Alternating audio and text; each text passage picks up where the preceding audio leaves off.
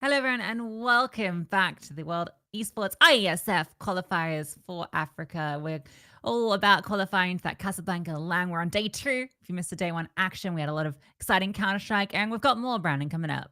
Yeah, this could be fun, right? We're taking a look at sort of like the south coast of Africa now, and just taking a peek into all things there. If you're not unfamiliar with sort of how the tournament format works, just blended the two words together there. The tour map, yeah. It's a round robin sort of best of 3 format.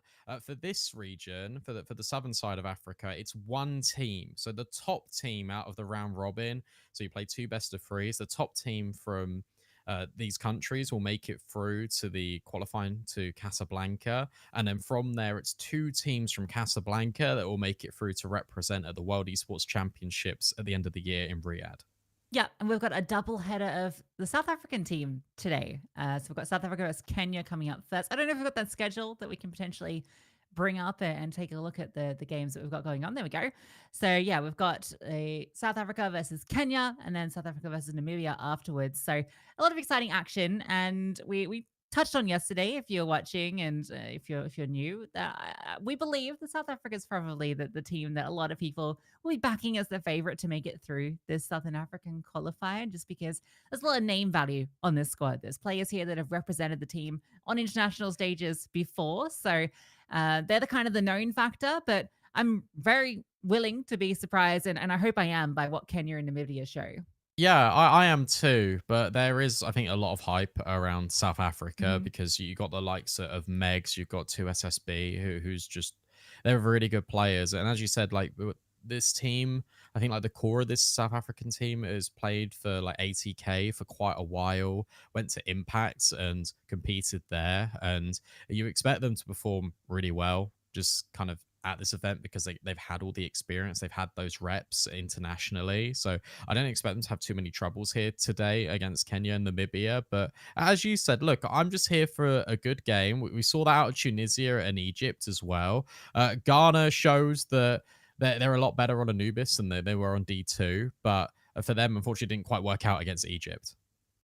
Yeah, yeah, absolutely. I mean, one thing that kind of gets me a little interested about Namibia in particular is that I think there's some potentially some HLTV profiles for some of these players. Maybe not, actually. I think that's a misdirection in the little document that we've got. I was confused. Never mind. Yeah, so we're not really sure what to expect from these other teams, and there's definitely All sorts of skill levels that have been present so far in the server. We were very pleasantly surprised yesterday, I think, by Egypt and Tunisia. Yeah. I think Egypt in particular, the raw individual aim was really phenomenal on a couple of those players. So I'm hoping we see a few more kind of diamonds in the rough amongst some of these. I guess you call them underdog teams just because they don't have the name value. Yeah, no, for sure. And let's actually get to be a little bit more familiar with these names. Let's take a look at the lineups. We'll start with Kenya, because we talked about South Africa a lot, but we've got amazing names here: Lols, Maria King, Moni Hart, Seng Shi, and Leah. Okay. Yeah. We can lay down a few roles if you want. Lols is going to be Yeah, go on. your lurker. Maria King is your entry fragger. Moniert is going to be your AWPer, and then you've got uh, how did you pronounce Sexenshi? Seng Shi. Senshi? Yeah, maybe Senshi is easier. She's going to be your IGL. Sorry, not your IGL. So your support player. Your IGL is Leah, and yeah, that's the five. So just so you're familiar with kind of all the different roles they'll be taking in the server. Okay, and then let's take a look at South Africa and sort of get to know them a little bit more. IHS, Avo, Megs, KC, and two SSB. I'm pretty sure is 4 out of the 5 for 80k, or did IHS play for Uh, 80k as well? I'm not sure exactly what the current ATK looks like, but at different points, those three at the bottom, Megs, 2SSB, and Casey will have. I know Casey actually spent a lot of time playing in mixed teams as well. I think even 2SSB had, Yeah, I think to SSB did as yeah, I well. think both of them have kind of played within the mixed scene in South Africa because, like with any underdeveloped region, and I, share this with the oceanic region, is that there's not really a lot of kind of domestic competition to kind of go up against, particularly when it comes to like women's Counter Strike. So your main option is to play kind of the mixed leagues and to get that experience there. So yeah, they've definitely had that, and I think that's going to be something that's really grown them as players. So I'm really excited to see them in the server. I don't think we've got the hard roles written down for this squad, but my understanding is that 2SSB is probably going to be all pie gelling, but I could be wrong Yeah, about probably. that. I think you are hitting the nail on the head though, because she's definitely all pin. Whether she's calling or not is Yeah, another question. But could be I don't, KC. yeah, I'm it not could be. sure. We'll It doesn't see. matter ultimately. The point is that we're really excited about the South African team. I'm excited to see Kenya because like this is what's so great about Iesf. It's like I'm now currently casting a team from Kenya. Like that's just awesome. We had Ghana yesterday. We had Egypt and Tunisia. A little bit later on, we've got Namibia. All of these athletes competing to represent their country for a spot at Casablanca and then a spot at Riyadh. It's got to be so exciting for these players. 'Cause, I mean, I know me and you are just really excited sitting here just speaking about it, but for them, I mean, what a cool opportunity this is in the first place. And I don't know, it's just cool. Like you take a step back and you think about it, it's like wow, like these players are representing their country. Yeah, it's a really cool experience, and I think from our time last year on the ISF circuit and meeting a lot of the players both in Riyadh and in Romania, it was just really cool speaking to them, and they were kind of saying the same things, right? Like it's such an amazing experience to be able to play on the world stage representing your country, and it's something very unique, and there's not really any other avenue that provides this platform, so it's been really cool to kind of follow the journeys of these teams. And hopefully we got some new storylines because the big thing this year is scaling up. We've got a lot more spots. We've got more lands. We didn't have a LAN kind of localized in Africa last year. We just had kind of the online qualifier, which Egypt won. So this year we're going to have two teams representing at the world finals. And we also get the LAN in Casablanca in 2 months, which is going to be really, really exciting. Yeah, absolutely. It is. The journey all begins here, though, with these qualifiers. And we should actually probably talk about the maps that are going to be played here between Kenya and South Africa. If we got the veto, it'd be great to just sort of take a look at it. And in terms of where this is going, I'm not really too sure, to be honest, Yeah. because again, this is all a little bit of a guessing game as we kind of get introduced to these teams along the way with everyone watching at home. I think the one thing I will say, I haven't looked at the veto. I know that maybe got a little hint at it, and you might have seen it, but I haven't looked at it. So I want to make a little guess that from what I've seen of ATK in the past, when they played internationally, Inferno has kind of been the map that they really enjoy playing. It was always kind of the best of one map, and I think often their first pick. I also know Dust 2 is a map that they were fairly comfy on. So, I mean, there's fairly expected maps generally in these qualifiers, it feels, but I wouldn't be surprised if they first picked Inferno. Okay, Let's see if I'm right. Do you know? I Dust do 2. know. Okay. I do know. All right, throw it up. What's the picks? You are wrong. Wrong. Oh, Anubis. unlucky. Yeah, but that's still cool though, because I think what's interesting about this veto is as we kind of go along the row on it, as Kenya, they will pick into Mirage, which I think is pretty fun. Just a puggy map Mhm. in general makes a lot of sense. That decider, I'm going to spoil it. I'm going to spoil the veto. It's going to go to Inferno. So Okay, yeah. South Africa have left that in deliberately to kind of have that as a backup plan. It's interesting they actually ban out D2, but obviously they prefer Inferno over D2. I think so. It kind of goes in line with what you're saying. So a comfortable pick of Anubis, then you head on to Mirage, and if you need it, Inferno in the back for South Africa. That feels very favourable. But Kenya picking Mirage is quite interesting. I'm excited to see what they've got sort of in store for us.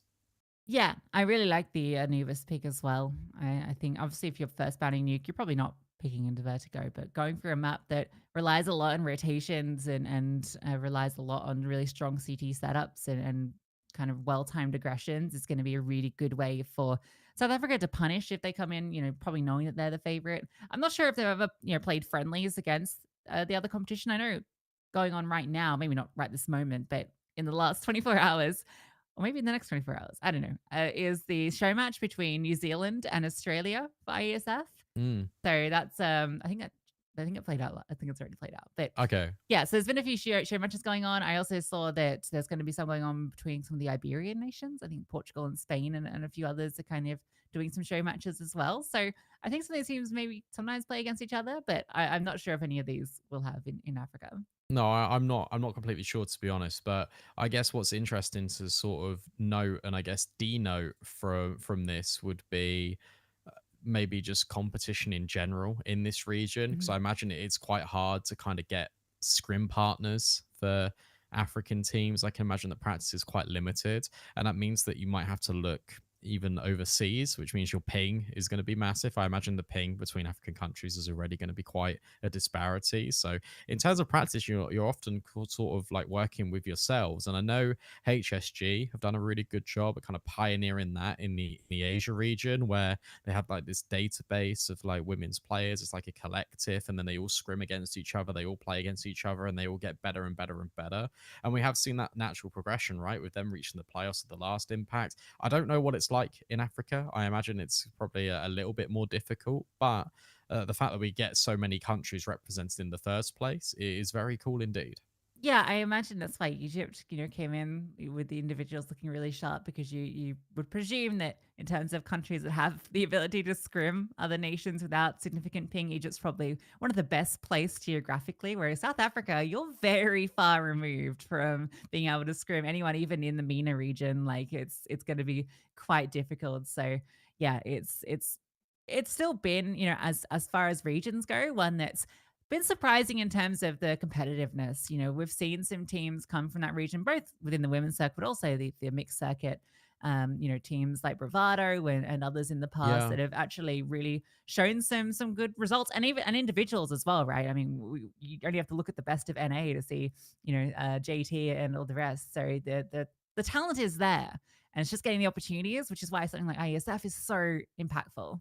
Yeah, and also I'm gonna do things I wouldn't normally do on the broadcast. So I'm actually gonna mention Valorant because I know in sort of Africa and South Africa there's like a massive Valorant scene, and Mm. they surprised internationally as well. So that kind of again parallels being drawn between the different FPS titles. Basically, we know that there is talent in the region. It's just all about finding it and then refining it. And again, more opportunities like this with regular annual competitions, with something to look forward to, with a chance to be able to travel not only to Casablanca but potentially to Saudi Arabia. Like there's a lot on the line here, so it's definitely worth investing and worth spending like the time to get better and better and better.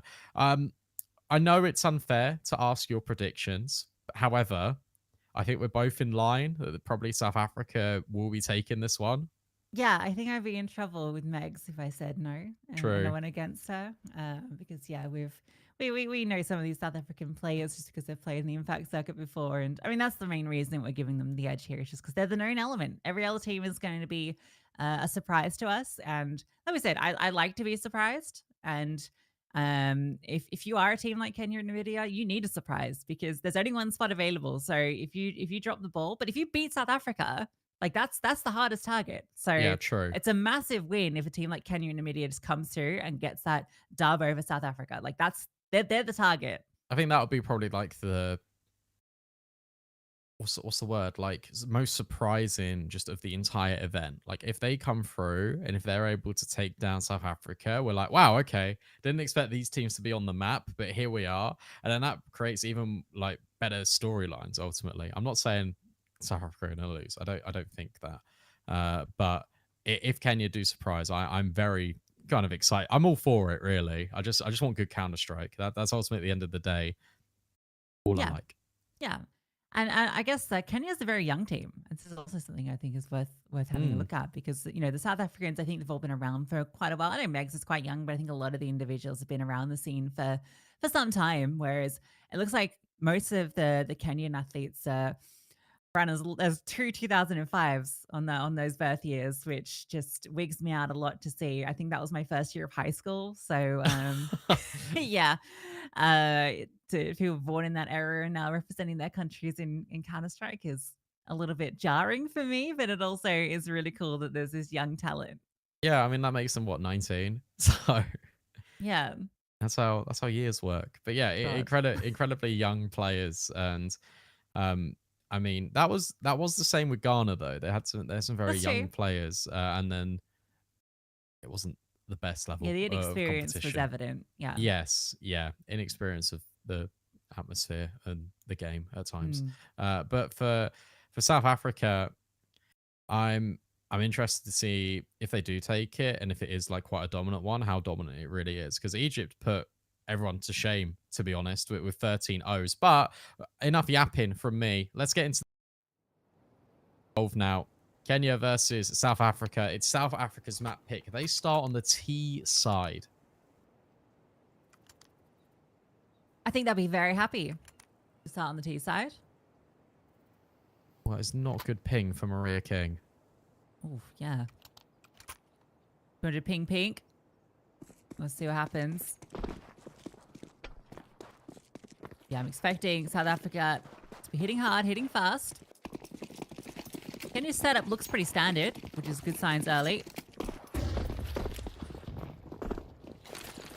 It's going to be a straight execute into a smoke. It's going to be behind them. They're already in the site. Megs with the open at. I hit Jess. He's going to scale and does get the kill onto Lul. So that is going to be a site taken. Yeah, that's all the util drops as well. There was a molly also on the CTs, but wasn't thrown. And now walking into this site, it's going to be pretty difficult, not clearing the angles. I hate Jess. Huge double up. Third in the round. Make it a fourth. Only losing one player. South Africa are not messing about. Nice quick out the gate. Put the pace to it. Okay, Jazz has some really nice shots. But the second and third kills are really clean. For a moment to finalize to finalize the job. They're not That's the fourth finished. buy. They're from South Africa. Yeah. Fourthy beat. Regret saying that. Yeah. That one bounced a little bit off the mark. They're going to be splitting B, and I think when you're going for an early stack, Jess is just taking a bunch of hot shots in mid. Almost gets caught off by that peak.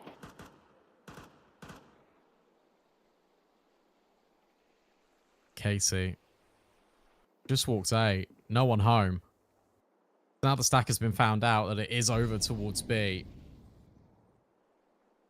Leah in mid, but caught off guard immediately. KC announces her arrival, and now the split can come through with middle. But she might not even need her teammates.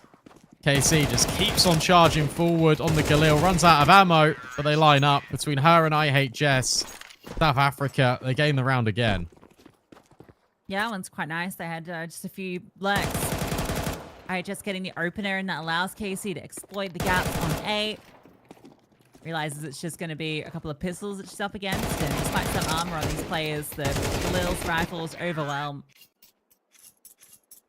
What does she like? Or South Africa. Africa region loves the MP5. Yeah, what's up with that? I don't know. It's very similar to what we saw yesterday.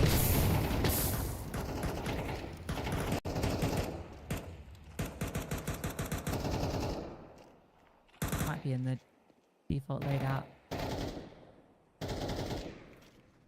It might be. Is single or double? No. I'd say double Nova in dark. Could be problematic, but not for Avo. Maria will miss the mark, and suddenly Casey's lurking out A again. Trying to be a menace. I Hate Jess.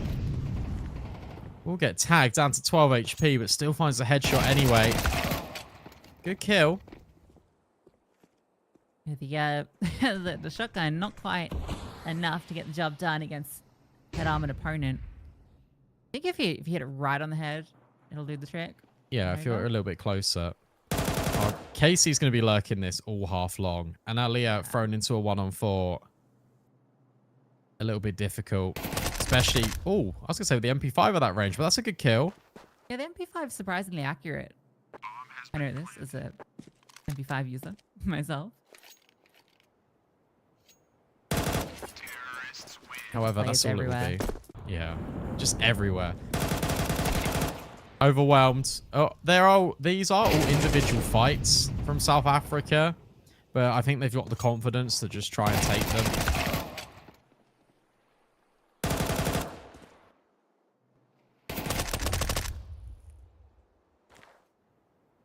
Yeah, I think that's definitely what we're seeing. And I think early on, they'll just be testing the waters, getting a feel of what Kenya's game looks like, and then I think they'll start getting a bit of confidence in, I think similar to how Egypt just started to really apply the pressure and move as a pack and just overwhelm Ghana yesterday. I suspect we might see a similar game plan come out of South Africa.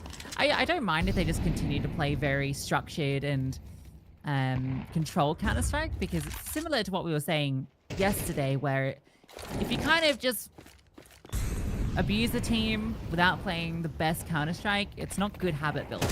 No, it's true. Meg's trying to have good habit building though by getting the headshots immediately. Peeking to CT, Megs finds another.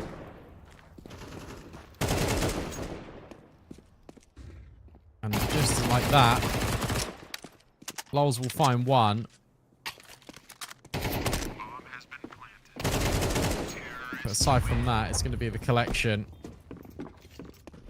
South Africa are going to get a 4th round on the board here. And for Kenya, they are starting to struggle just a little bit now. But with this investment, do you know what? I kind of rate it because you're showing a variety of weapons. Yeah. Our suspicions. Oh, I think sadly Maria's just DC'd. Oh no. Did note that she had some pretty significant ping early. Difficult to contend with. Oh, that's a nice kill from Casey. Over the edge of the smoke. Avo abuses dark. Picking them apart piece by piece. Ooh, they are going A here. There are 2 defenders here on the site. But it is only an MP5 and a scout now left alone. Lols misses the mark. KC is destroying them on her lurks.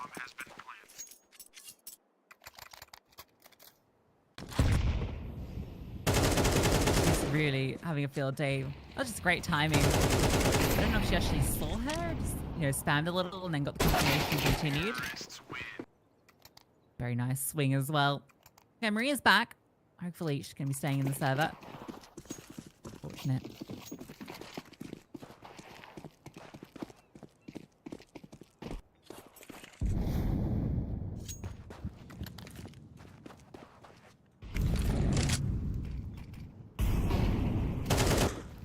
Again, Could it's aggression in mid. Yeah, another Casey default, right?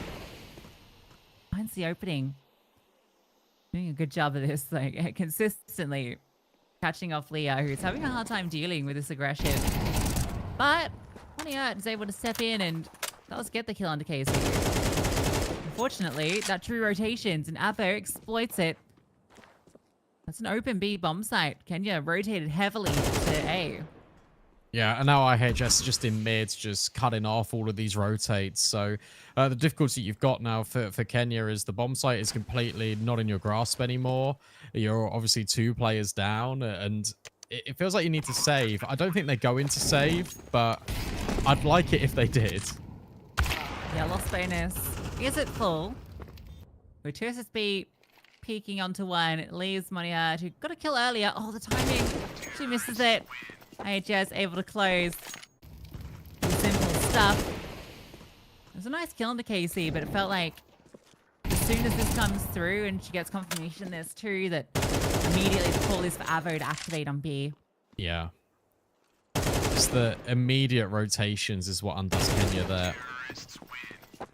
South Africa are just playing a really nice default. Like there's nothing too complicated about it, but they're making sure they're providing even pressure all over the map. And they're making sure that the utility is well placed and they can just flush out Kenya. And every single kill is just being taken in isolation right now. There's no double swings from the CT side. And when South Africa go onto a site, they're just all together. Like they're right there, walking straight into that AWP. Might be another one about to be presented. Against the Lex. Oh, tag comes through. Headshot is a little bit quicker. She accelerates. Not quite about her approach. That allows Leah to set up. But Megs is now going to step in. Also very loud, but just faster on the trigger. A is open. Bomb planted. And you're struggling to deal with just the sheer quantity of South African players. Yeah, and now you're being really loud about where you're going as well. Maria's worried about a big flank, and it's actually coming through spawn, not through B. Oh. Megs again. What have you done to SSB? Okay. I think she pushed through a smoke and SSB was on the outside with the AWP.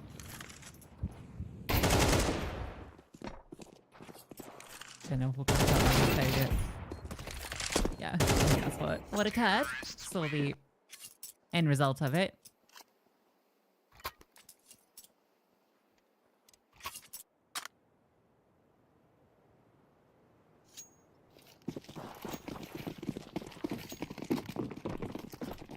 This now starts to get really dangerous if you're Kenya. To be honest.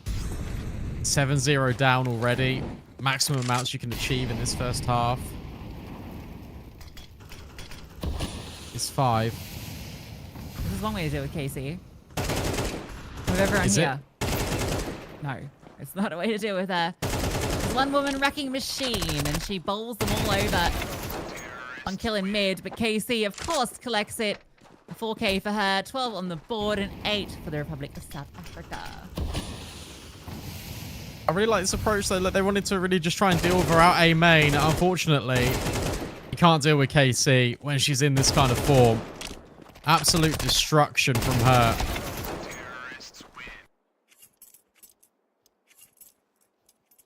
Will there be a round brought back here for Team Kenya? Or will South Africa just run away with this one? Because currently it's looking like maybe South Africa are going to follow in Egypt's footsteps and deliver out 13 O's.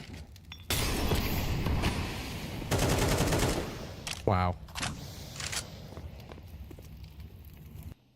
That hurts. That's why we said that they're the favorite.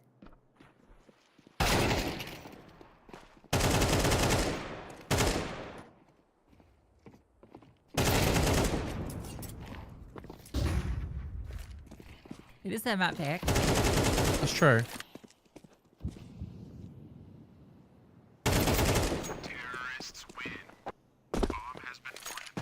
And looking pretty damn good on it as well. Yeah. Very good.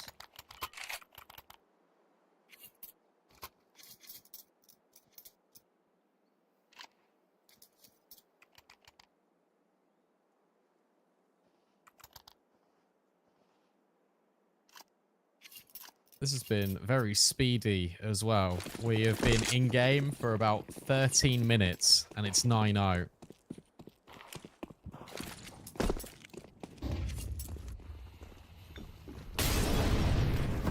Africa out here going for speed runs. Smoke on the molly.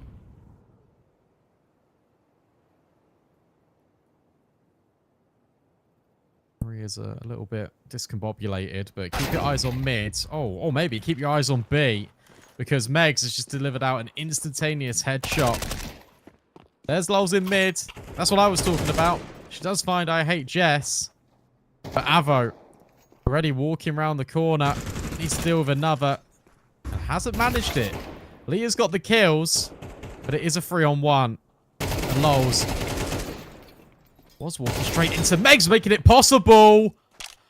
Lulz would need 4 kills in the round to make this winnable for Team Kenya. However, it's currently gone the wrong direction. She thought about flanking, but comes back to go through the smoke to SSB. Playing up close to the Tech 9. Definitely a world she could get overwhelmed. Lulz is respecting this. It will be fading momentarily. There's a world. There's a way to be on the corner, though, and that was not where Lulz was expecting. A really nice attempt on the clutch from Lulz. It's no laughing matter to SSB. Clutches it up. But honestly, this one, what was it? 1 of 3. It comes down to that 1-on-1. Really nice try. Yeah, awesome shots from Lulz, but unfortunately just can't get it over the line. That is a warning sign, though, to South Africa. Unfortunately, the round couldn't be converted, which is the best that Kenya can achieve now in this first half is 2. Fast play in towards mid. Maria's out B with Mix and Monahart. Makes splitting with Avo. It feels like they always get entries when they walk on this side of the map. Monahart in a really good position, though, over at Glyph.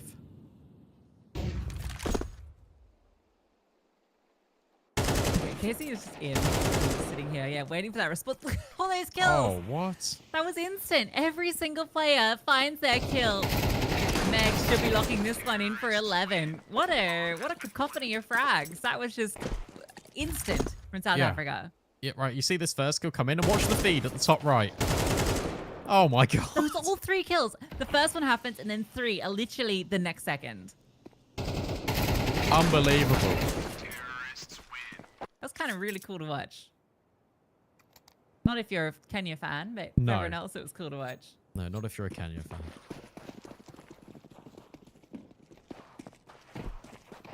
Last round of play here in this first half. South Africa are 2 steps away from taking their map pick in an incredibly dominant fashion. And Casey wants to go A once more. As I hate Jess out B. Decapitating them instantaneously. Casey round the corner, of course. She finds her frag on towards the A player. Between Leah and Lulz, they're the ones doing the most damage. But Maria left alone in a 1-on-4. And already backstabbed by Megs. That is 12 for South Africa. Yeah. Rough home for Maria. Couldn't really get going. But I've been really impressed by her mechanics. She's just been really sharp that round. I think really showcased her individual skill. And it's going to be excited for this team because, you know... She's 18-4. Yeah, exactly. You know, the numbers are obviously super inflated just because of the blowout. But I'm more looking at the way the individuals are playing. And the shots they're hitting. I think that's going to tell the tale as we go deeper. 12-0 for South Africa. This could be it. It could be, yeah. Going to be a B push.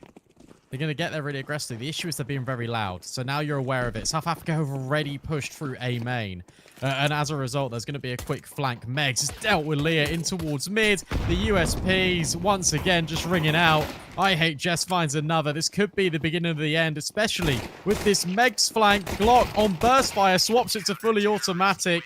Megs makes it so. And that is South Africa winning 13-0 on their map pick. Yeah, domination from South Africa. They come into the server with a point to prove, and I was really impressed by the individuals. I think IHS really stood out on that map. You could tell that it was a bit discomforting for Kenya. They weren't really able to deal with this sort of multi-pronged aggression. It felt like every single part of the map, whether it was mid, whether it was dark, whether it was B main, whether it was A main, there was a player wanting to take a fight. Yeah, it was really difficult to deal with, and that's the reality of kind of split pushes, especially on that T side. And you even saw it showcased in the pistol, right, where they've got the space, they walk through A because Kenya were being so loud over towards outside B. Once you get just sort of players pinching on you from two different points, it's really difficult to deal with. And look, we expect South Africa to do well. It kind of goes in line with our expectations. That's the first map over, and now you head on to Mirage, and I think it potentially could be a similar story.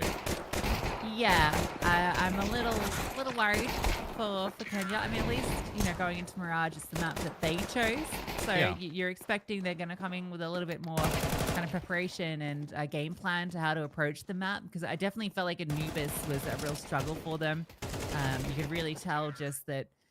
The familiarity in playing the map at this level was much more in the court of South Africa, and there was multiple times where Kenya were kind of getting caught off guard. A few individuals that really did stand out. I thought that Lulz in particular Yeah. was really showed some good individual moments, and I think she's definitely got the capabilities.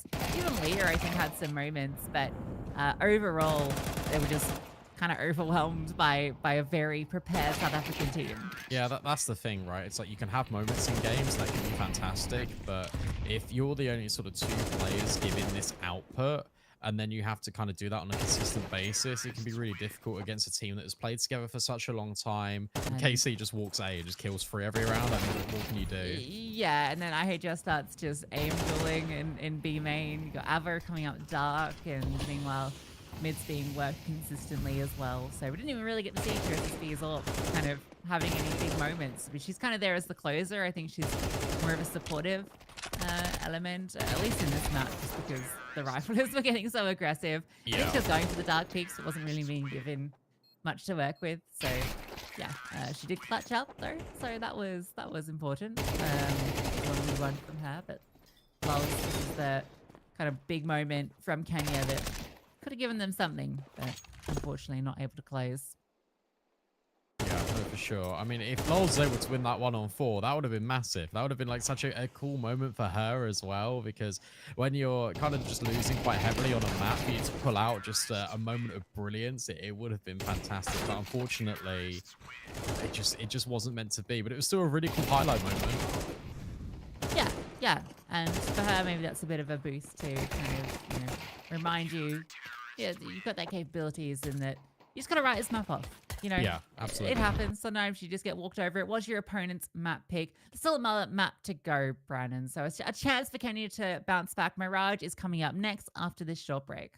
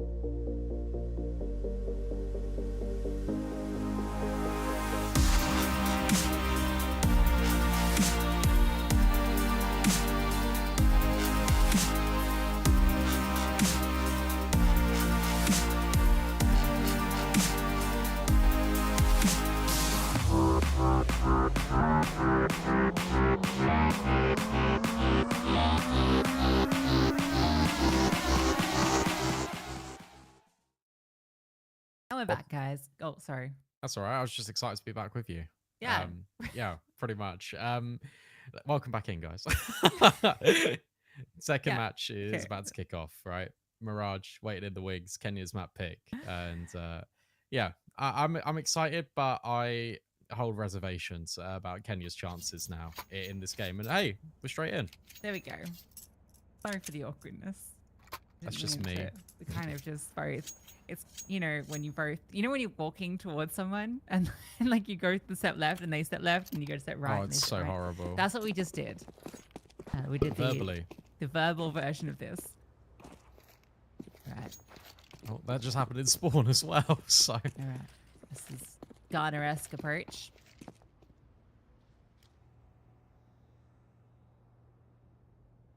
Honestly, if I was South Africa, I would have started on the T side. yeah. Well, the gold rotation's here, Oh no. so plenty of bodies. Opening kill for Casey. Can you decide they don't want anything to do with A anymore? With a bit of a missed smoke causes them to reroute. They're off to B. Yeah, they're off. They have got a smoke that they can throw in as well. Bomb on Nick's Mix being very aggressive. They have made it out the balcony. He's trying to get the bomb down on site. That's going to be the tricky bit because between Megs and Ovo, it looks like they're going to clean up here. 2 on 5. Leah will deal with the flank. However, she's now the last player standing. Needs to get the bomb. 25 seconds, running out of time. 2 SSB will grab her first kill. She was immortal in that last map, by the way. Went 5-0. That's a pretty impressive statistic. It's got to be said. Well, just wasn't really that not needed, I guess, really. But ooh, we have any immortal players this time around? No, IHS. We did die. No bomb plant, not going to deter Kenya from purchasing utility. I think we need to keep an eye on Leah. What's going on there? Yeah, this is more what I expect now. Yeah, taking the space. Realizing that you've got pretty strong aimers in your team. That is not through the smoke. So Avo will take the kills. As impressive as they look in the feed. Casey gets up aggressive with the MP9. Maria will get one. And really mopped up momentarily. Yeah, simple stuff. Can you get the M4? Yeah, just about. Awesome shots from Avo. Definitely not for a smoke. But you're taking me either way. Clean dismissal on that buy. I guess half buy, half non-investment for Kenya. Now they're going to go back to the MP5s. One of Heart's going to be on the AK.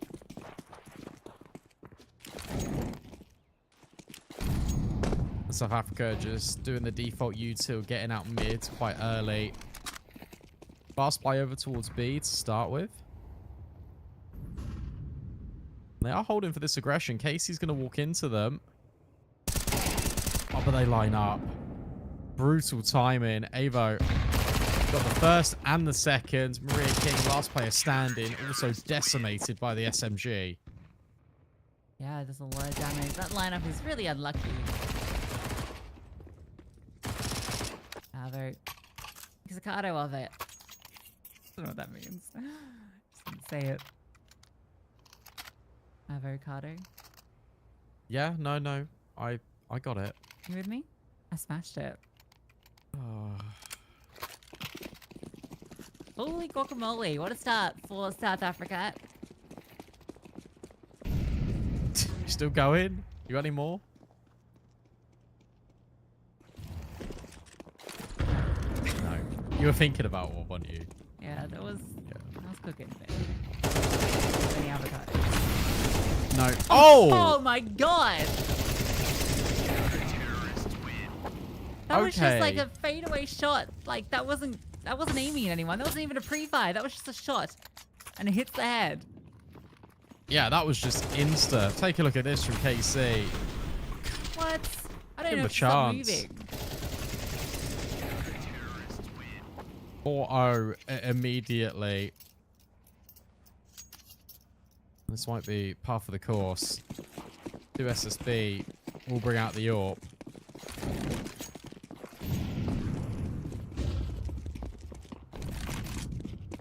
And again, another B play for Kenya.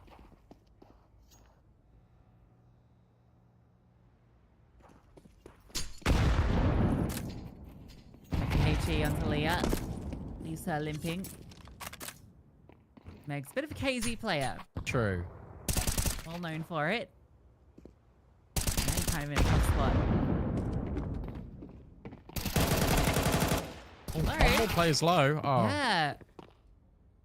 Bit still has gotten out of hand. The push is perfect for now, though. Oh, we don't get through the jump back. Nice aggressive push from Mavo. Gets one, and then there on the fast flank. What was the... You know in Impact, there was like the Megs meme. I can't remember what it was. Meggy Weggy. Meggy Weggy. There we go. We'll bring it back. We will bring it back. Maybe save it for LAN. It'll have more impact. Unless we have it for the winners interview, then I will say Yes. do it, Meggy Weggy. Absolutely. She'll be really happy to see us, I'm sure. It's a bit rude saying about the winners interview already, but I don't know. I've just got a feeling this might end 2-0.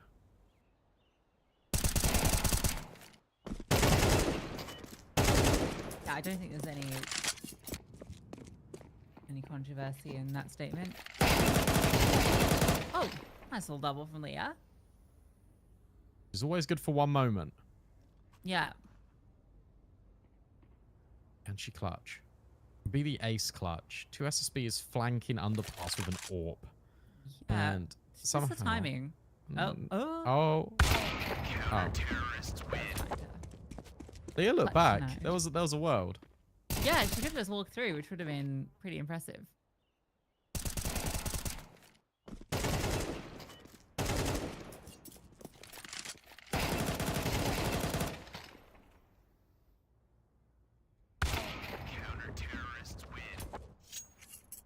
So, no bomb plants, but the loss bonus is giving Team Kenya room to buy in all of these rounds. More Galils. Not a single AK in sight. Monoheart going over towards Palace immediately. It's going to be an A hit. Casey has already found that opening kill. Avo on the swing at ramp again. Hoping for a little bit more, but everyone has rotated over, and that flashbang is immaculate from South Africa. Avo just keeps on firing. Yeah, shame she ran out of bullets because that was a sick lineup potential. This flank. Oh, the timing. Not great, but IHS able to adjust and get both. The dink doesn't slow her down. Could have been a way out. Oh, look. They're all lined up. She runs out of bullets. Really nice adjustment when things got a little hairy for Jess. Really good flashbang as well. I mean, that just delays everything. Just dashes the hopes of Kenya's advances on A. Monoheart's got the AK again. IHS going for a quick play. Down under. But it's going to be KC taking the first contact. There's IHS finding Monoheart. And suddenly all the kills, yet again, are free-flowing for South Africa. So just for, we had a conversation earlier about the ATK baseball. Yeah. Just wanted to reiterate kind of who that is at the moment. So from this team, you're looking at Megs, obviously, KC, and IHS are Okay. the three active players in ATK. Sure. 2 SSB used to be. Yes, yeah, absolutely. Those reuniting with the gang for national duty needs. And it's working out perfectly so far. 8-0. 2 SSB is now 3-0 on Mirage. Well, actually, maybe TSB is now on the lineup because the most recent Cash Cup she played is on the team. So We can ask. yeah. Well, anyway, it doesn't hugely matter. This is the team that's representing South Africa. Yeah. Another B exploration mission, but speaking of missions, I Hate Jess has just walked underpass and did a bit of a quick double. Reload being put in. Megs with the follow-up. Make this one a difficult task for Kenya now, who are just being subjected to their spawn. Megs has even walked back around and found the headshot onto Leah. 1 heart, last player standing, but Megs collects. 3 kills in the round, 9 for South Africa. Very aggressive. Nice flashbang to set up the play. They're getting a read on how Kenya are playing these rounds now. Couldn't find success in A, so they're giving B a bit of presence, but not being able to breach the site.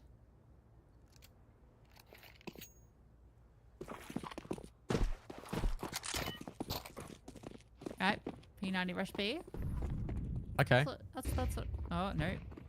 P90 walk B. Yeah, hesitant about how prevalent this aggression has been. And this is why. IHS is there, and she gets another double up. Versus B supporting. Megs also pushing. I think that's the bomb is also good. I don't want to jinx it, but 2 SSB could be on for ending the game on 0 deaths again. Yeah, just built different. I mean, it's her KD for the series is going to be unreal. Well, currently it's 9-0. Yeah, unreal. It's not a real number. True. Mix hiding Or in the ratio, ladder. I guess. I suppose. I suppose. Where's the bomb? Yeah, so just species holding on to it. Okay. 35 seconds. You can't walk this entire way. Molly will reveal the location. Megs collects the headshot. 10-0 now for South Africa. 3 rounds away from winning the first BO3 of the round robin for them.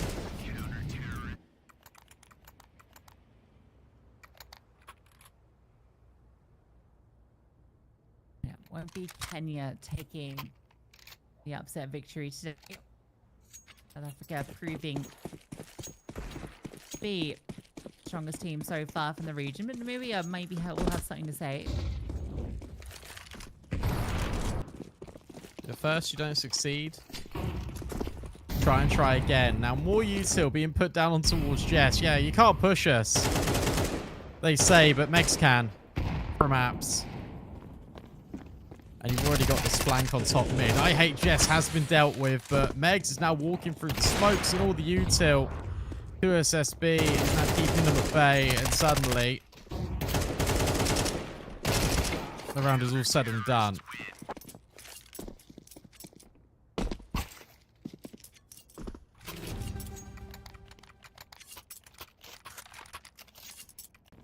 Yes, that's why I thought they might be starting on the T side. Because I guess they probably didn't.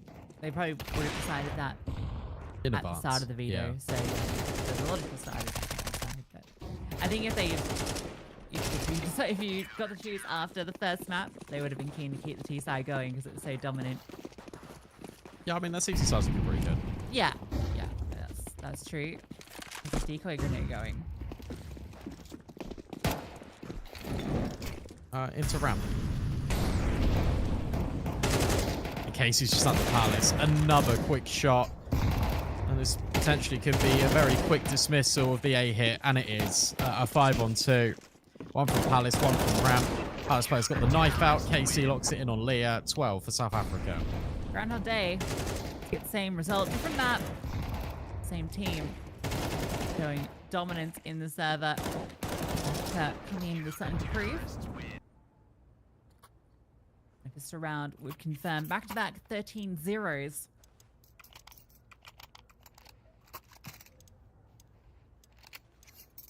Should certainly be a nice feeling.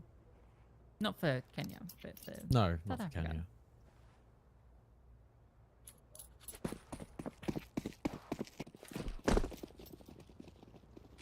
Kenya have 10 kills total, and Avo has 18. Pretty dominant.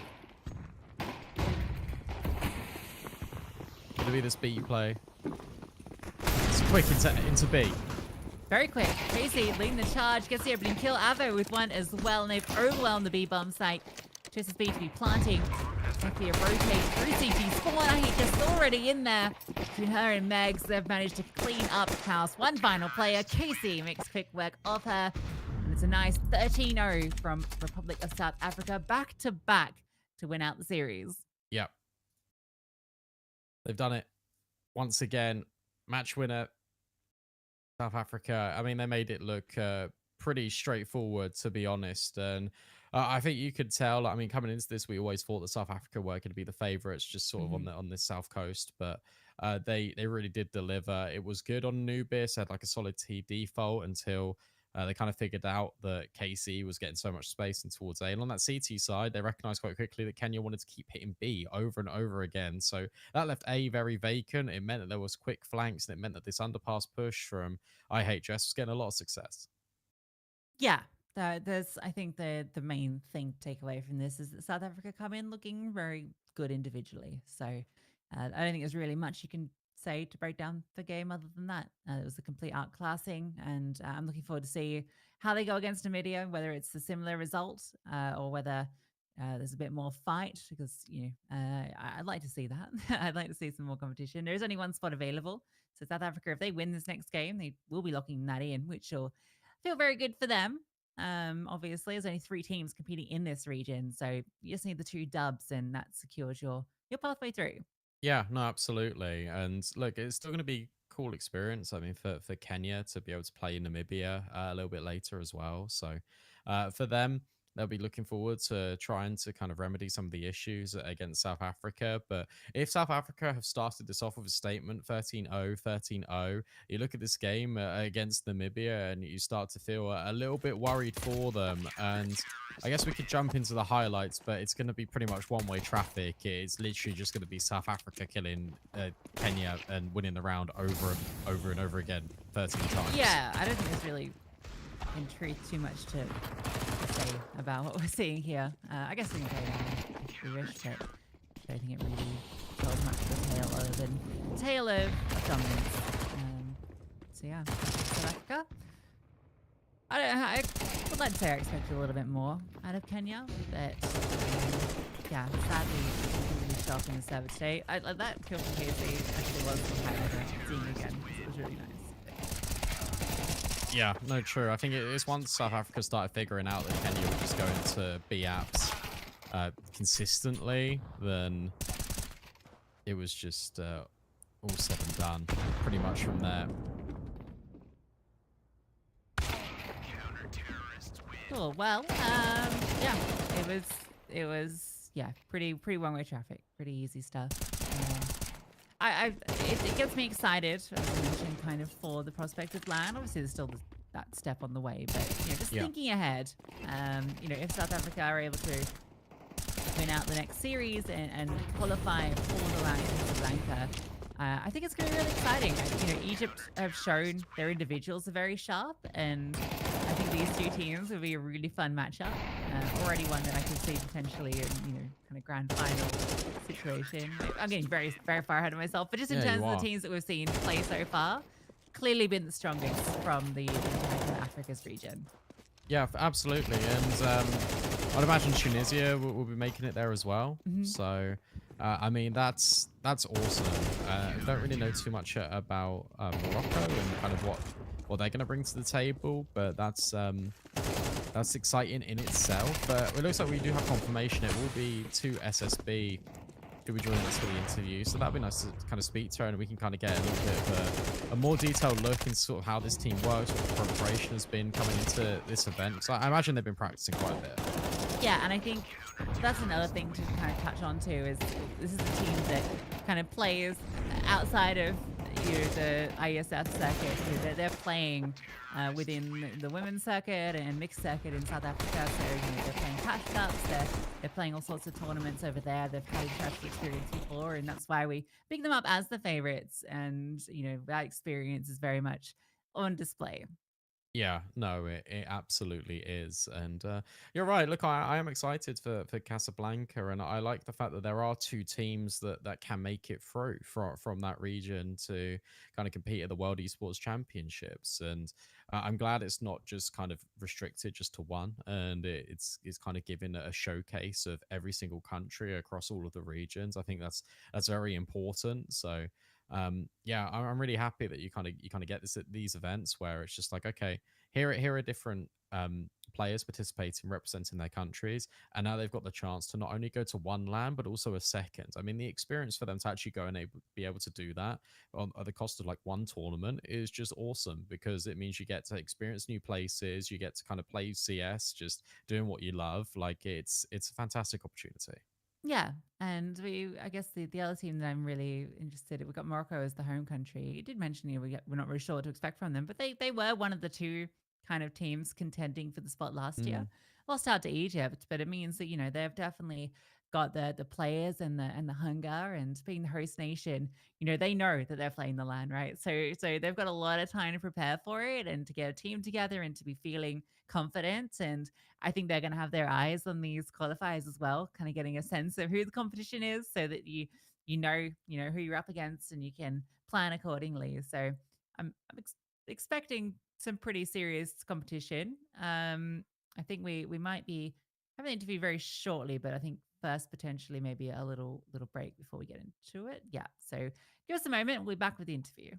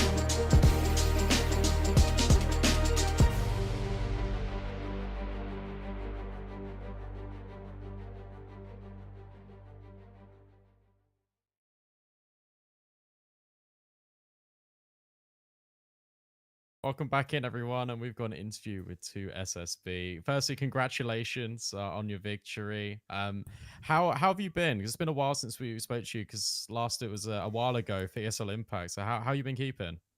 Well, thank you so much. And thank you first of all for your casting. I might have not heard it, but I know it's always great when you and Lucy are on the desk there. So yeah, it's been a long time, but it's great to finally have a game again where we're actually able to play internationally and play against teams we wouldn't play against before. I mean, I love the experience of being able to meet new people, so it's really great. Yeah, tell us a little bit about your planning coming into this event, because obviously, you've got a core that plays regularly together already. So, did you have to do much prep coming into it? We've just been doing prep internally for quite a while now, just mainly to keep up with the men's scene in our region. Um, and I think it's kind of prepared us. A shout out to our new coach that we have from Europe, who's been absolutely amazing with us. We're slowly but surely trying to get onto that level so that we can compete internationally. So that's really great to hear. And I guess coming into this, was there any sort of expectations coming into this event? I know we kind of dubbed you as sort of the favorites coming into kind of this portion of the tournament. But how do you kind of maintain that level of confidence and the belief in yourself that you know that you're going to probably come through and qualify to Casablanca? Well, just knowing the weight of what we represent, one thing that we really do hold truly is that we have a lot of heart when it comes to South Africa, and I'm really proud to be representing the country, and I know everyone in the team is as well. So knowing that it's much more than just the time and the hours that we've put in, but everyone that is at home shouting for us. Yeah, I guess that kind of leads into my last question, unless you got anything else, Brandon. But I wanted to ask, I mean, your next game, if you win it, you're qualified to that LAN in Casablanca. What would that mean for you and the team? I mean, that'll mean the world. We, as you know, haven't gone overseas for quite a while, and we really want to prove ourselves again. We feel like we had 1 year to prove ourselves, and we weren't able to do that. So we got a taste of what we want, and we're going to prove now that we want it, and we will do it. Oh, perfect to hear it. And congratulations again. Best of luck in your upcoming match, and hopefully get to speak to you soon. Thank you so much. Thank you. Great to hear from 2SSB. And yeah, good.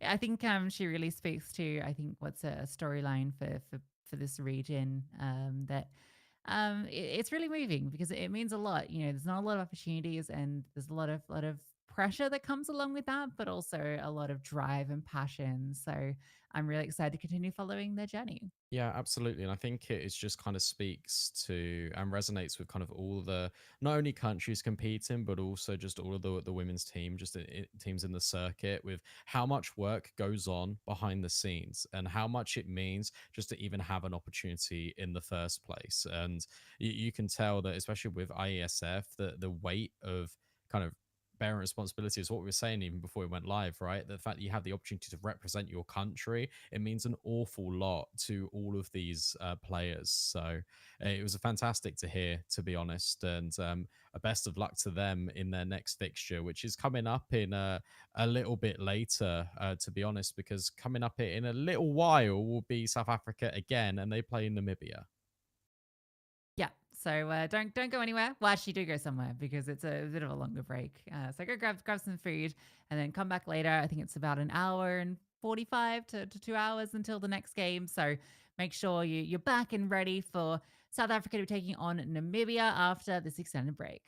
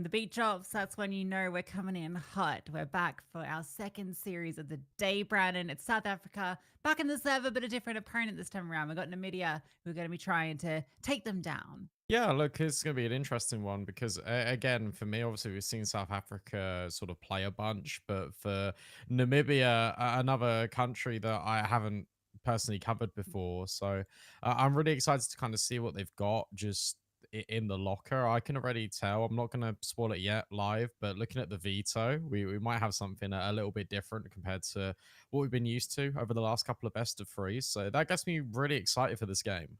Yeah, well, first of all, we can maybe take a look at these two teams and talk about the rosters that are on these squads. So we can see who we're talking about. This is sorry, it's the wrong logo, but okay, here we go. Got South Africa, who we saw earlier. We saw IHS, Avo, Megs, Casey, and 2SSB. Obviously, 2SSB, the All-Pro on that team.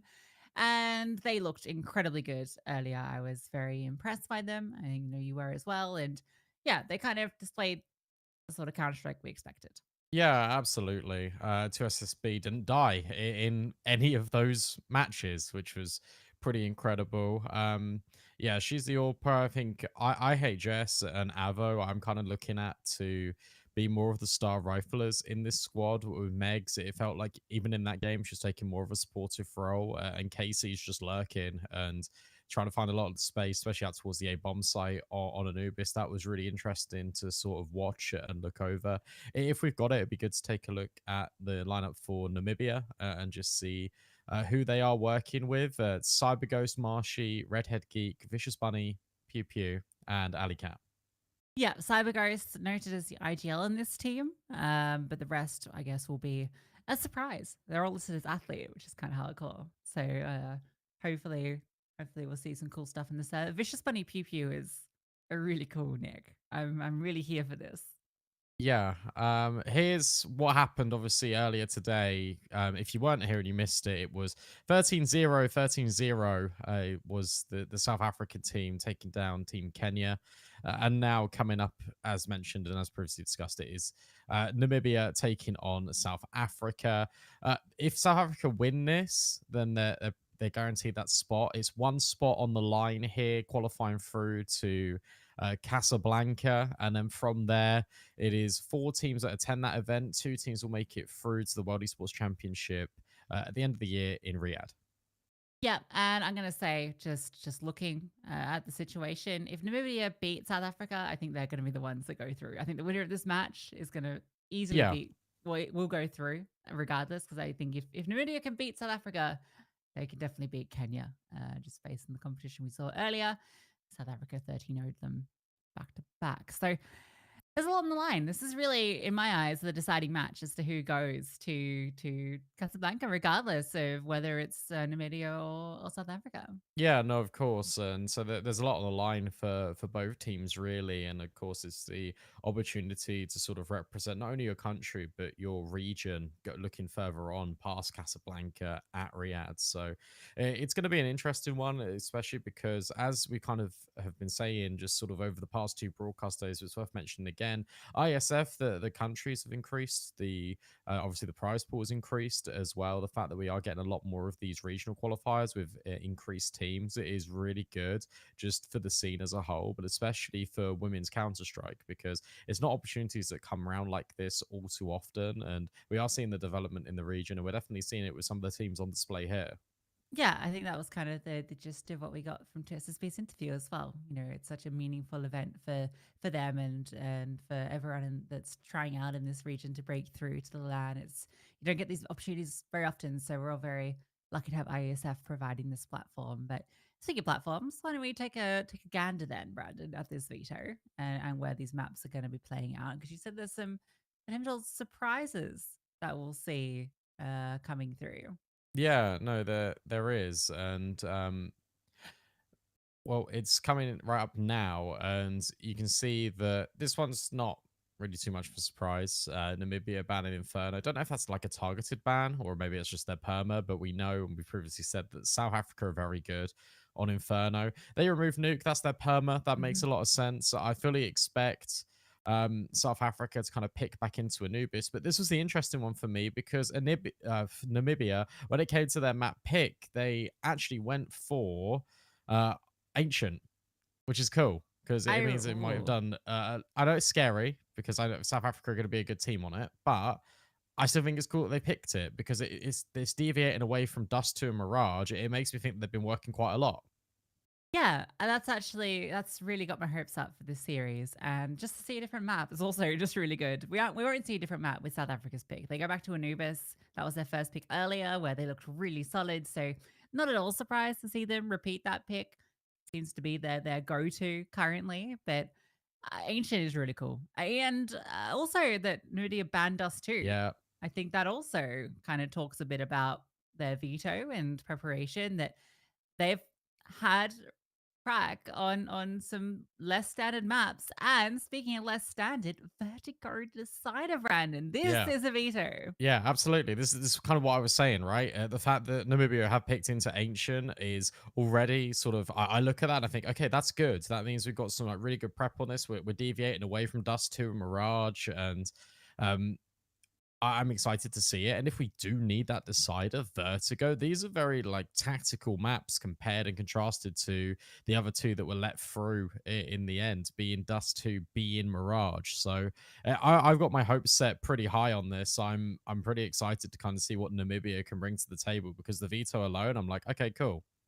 Yeah, absolutely. And we know that, South Africa are going to approach it pretty seriously as they have started every single match. But I expect, they'll be feeling pretty emboldened from the series earlier. And on Ancient, if your CT side is feeling, quite powerful and can take that aggressive control, it becomes really hard for the T side to break through. So I assume they're going to be starting on the CT side for South Africa. So they'll be able to kind of set that control very early. And I won't be surprised to see them, locking out lane, fighting up heaven, taking ledge control, all the rest. So I think it's gonna be a really fun game to watch for both these teams. Yeah, I think so too. And especially when stakes are so high, like the qualifying chance for Casablanca, the fact that we've got just sort of this veto being a lot more standardized is really interesting to me. If Namibia are going to play it pretty standard, or sort of like what regional level we're going to get in CS, because we've got all these intricacies. When we take a look at Europe, it's a lot more methodical, it's a lot more sit back, drain the utility, make sure you've got everything down to like the precise millimeter and the microsecond when you execute onto the bomb site.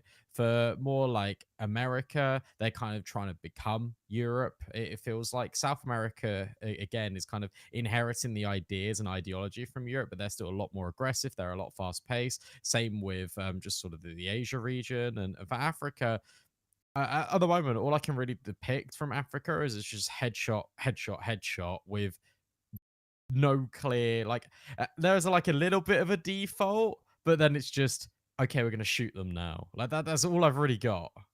Yeah, I think that I guess in the greater picture, it's the region that does try and borrow ideas from Europe. I mean, everyone does, right? Because it's the peak CS region. But uh, I don't know if what we saw earlier was the best kind of showcase of that stylistic influence. But we did see, thought their T side Anubis default was quite solid. Their approach to it looked pretty kind of standard, and the protocols were pretty good. But once they realized that they could just headshot everyone, as you say, well, you're just going to headshot everyone, aren't you?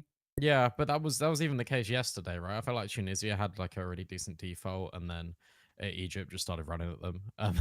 Then Egypt versus Ghana, Egypt didn't default; they just ran at them. So I guess it really depends a lot, especially in these best of threes, just like the level of competition you're going into. And I think that's the biggest question mark for me when we kind of take a look at these countries competing, especially for myself, it being the first time. For example, I watched Ghana, and now I've watched Kenya, and now I'm watching Namibia, and it's like, what do I expect? Do I know any of these players? No, but I'm here for a good time.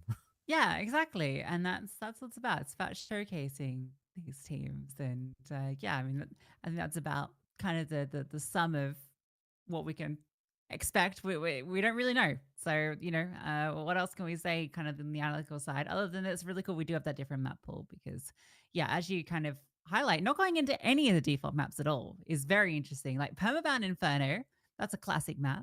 And then the second phase Dust 2 ban, that really surprised me to have banned 2 of the most default maps. I mean, there's a chance that they thought maybe Mirage would be that decided just because South Africa played it earlier, but you did float Vertigo. So you allowed that punish, I suppose. It might not be a punish though. It might be something that they were ready for. Exactly. Is it a trap? I don't know. There's so many question marks. We know nothing until we see it in the server. Yeah, pretty much. I think what would be quite a good idea to do right now as well is just kind of outline just sort of what is happening over the next few months, because it isn't just all focused on the African Esports Championship in Casablanca. We've also got the Asian Esports Championship in Chengdu, which is coming up. The online qualifiers for that are the 4th and the 5th of July, with the LAN taking place at the start of September. You've also got all the European and the American regional qualifiers going on, basically all in July. So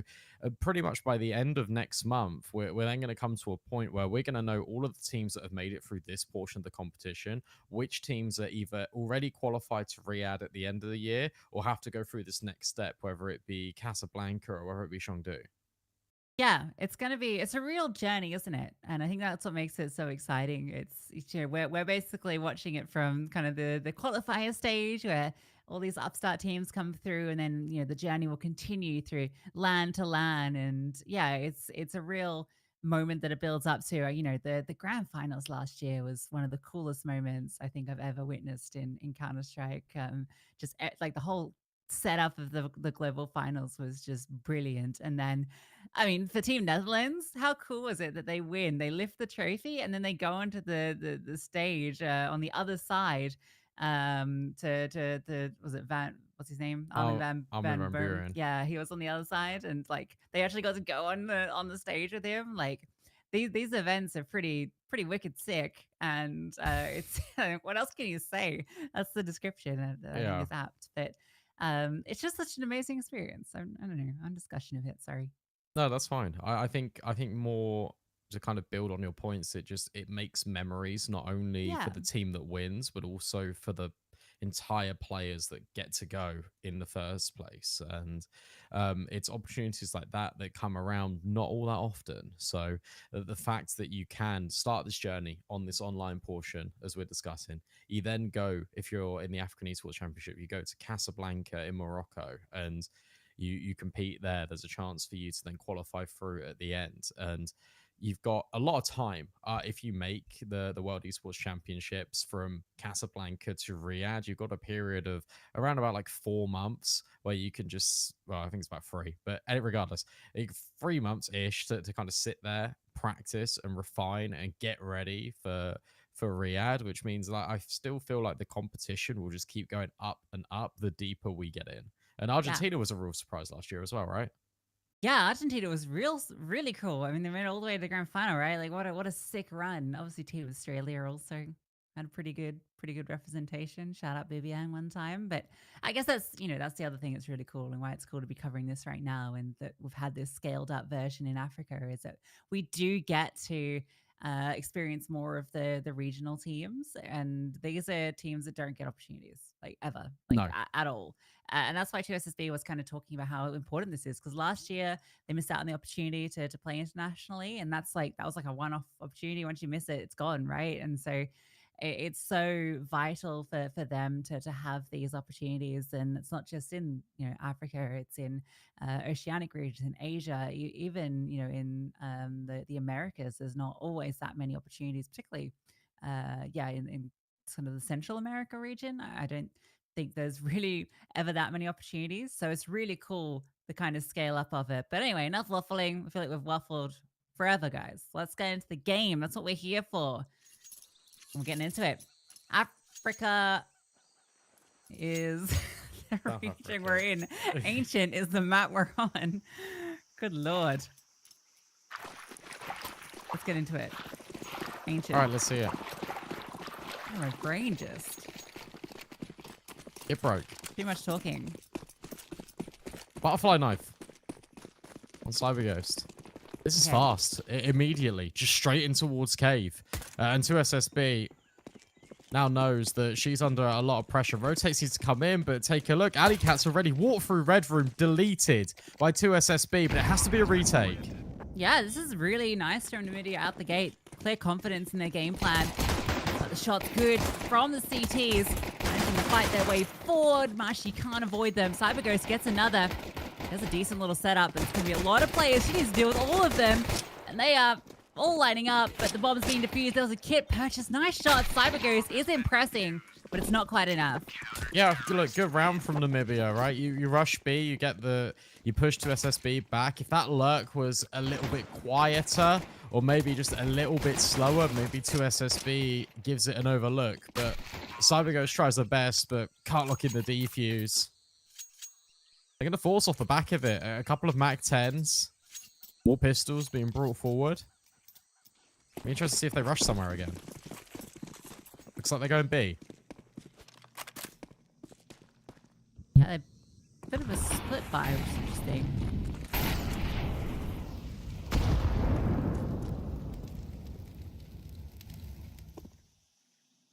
What's CyberGhost D? Kind of cute.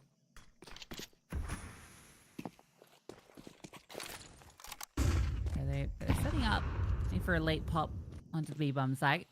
Avo, though, she's getting curious and does even spot the bomb.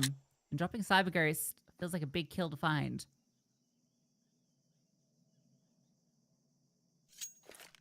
Yeah, it feels like Namibia are just taking their time. They want to make sure all the util is potentially drained out of South Africa. The issue you've got is... well, they haven't put enough pressure on. So Marshy's going to go around the corner. Maybe try and fake A. Also fought for a moment. Actually, Alley Cat's going to go over there too. Good flashbangs being thrown forward by South Africa. Thinking about putting the pressure on, and there's Martian towards mid. Avo overwhelmed, but it's I Hate Jess and Megs that are locking down this B bomb site. Only Alley Cat remaining, and a Glock armor. Doesn't feel like the best weapon for the job with 30 seconds. Yeah, no bomb either. I think that was dropped in lane. It's an attempt to get a kill in middle.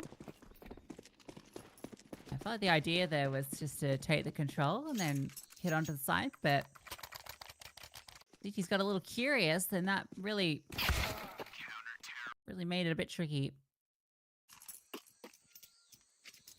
Yeah. The issue you've got is this is what South Africa is going to do. They're going to take mid control. They're going to take lane. That we've already seen that deep smoke get thrown off spawn. Looks like we're going to see it again. Yeah. So it lands straight in towards elbow. One goes straight in towards doors, and then it's really difficult for you to kind of push anywhere. That elbow smoke is actually missed. It goes a lot deeper than South Africa would have wanted, but it doesn't matter because I've still got all the space out B. Has to be an A play, and that's where Casey's waiting. Casey's in the right spot. The bomb is actually over B, so they're very split up currently. Just going to be... oh, no, I got a bit stuck, actually. Funky smoke. Careful you don't lose this bomb. You do. It could be the round right there. Even if you get contact on A. Yeah, feels a bit discombobulated. Had kind of main force ready to hit A, and there was only one player there, so if they had been grouped and gone, they might have been able to get something going. And honestly, based on what we saw in the pistol, I wouldn't mind if this team just kind of grouped and brute forced their way into a bomb site. I think they wanted to fake. I think they wanted to go A, put the pressure on, then put the bomb up B.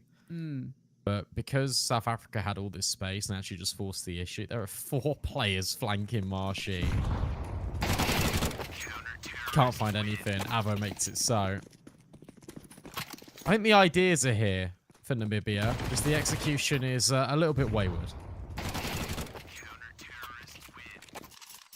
Yeah, absolutely. Oh, Vicious Bunny's got the Krieg. All right, that's kind of epic. No MP5s. I'm happy to see that. Very happy about that.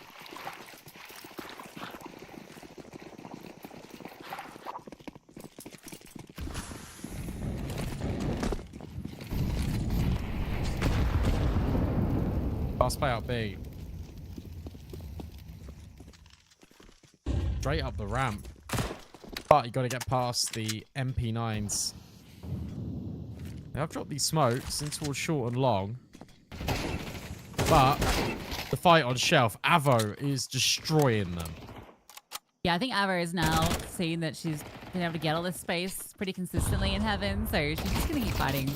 There's really nothing to stop her right now in this reign of terror from above.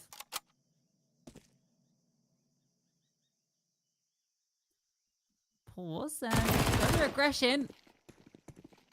It's going to be successful. Alicat trying to catch them off as they push further, but that's just upgrades. Yeah, Mex doesn't even want the Krieg. Fair enough. Yeah, it's going to be the raw firepower that's going to overwhelm Namibia here if they're not careful.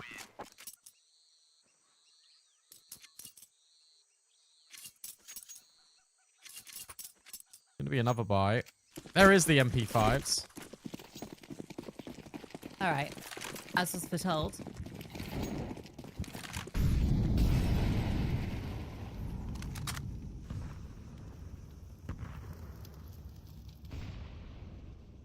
Kind of hoped I wasn't going to see them, but here they are.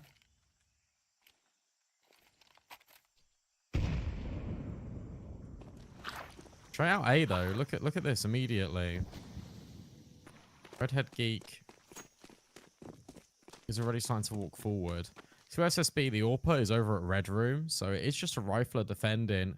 Flashbang being lined up for Cyber Ghost to flash the team forward. This is going to work. There's only one defender here right now. Yeah. Well, actually, Avo can come and support. So far, Cyberghost having to fight a way in. There's no smoke on CT. And that lack of utility means that Casey can just play around default boxes. The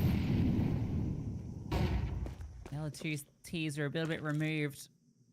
And picked apart. I think the ideas are all here. Disjointed. A team like South Africa will readily exploit that. Yeah, look, this is the thing. Like, Namibia, I think if we're, again, off 5 rounds of CS, I can already tell that Namibia will probably beat Kenya. Yeah. But South Africa, I think they're just more experienced. I think that's difficulty. There's two things here. It's in South Africa, just I think they're better individually, but also they've just got more experience when it comes to how to play CS in terms of like at a high level. Look at Casey right now. Oh, in the back lines behind 2. Yeah. She might even. Oh, just no, just the one. Hopefully knife out. You know the 2 more players that walk past. She is dealt with eventually. Actually holding the line, but she's done her job getting 2 kills. Now, South Africa are very fast on rotates. Yeah. You can see the idea that maybe we're bringing forward in the earlier rounds where they expected these fast rotations. This time, they're sticking committed. The bomb's actually staying in main, while the other 2 look to flank and elbow. Guess the thing is, that can get really dangerous because if South Africa push in towards A main, and that is the bomb gone. Can she see someone? Yes, over towards Donut and the follow-up onto Alicat. So now you know one is in Donut. You don't know where Redhead Geek lies in wait, but Marshy's found another kill. 40 seconds left. And Namibia, it looks like they're going to just reset. The bomb's going to walk out of A main. Well, there's not a lot of time for this. I No. kind of would have preferred if she just stayed and then they just try and split onto A. I mean, maybe they go Donut together, but the issue is Marshy. Oh, okay. We'll hit another shot. And Marshy's hitting shots, but 2 SSB. Can she get past her? No. Falls the Red Hat Geek, the 1v2. She has utility if she wants to throw it to block off 2 SSB. Time's ticking. Needs to make a call on how she wants to approach this. I think she's just going to try and stick the part. Kind of has to at this point. 2 SSB can just run her down and should be able to find the kill. Smoke and Molly hit the deck. As a defuse for South Africa.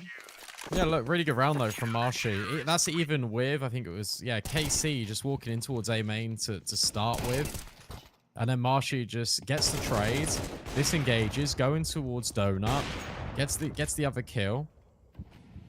Just to make sure that, hey, we can make this doable. This is definitely possible. You can find the follow-up to I Hate Jess. Good to see it, but can't get past this sniper ultimately.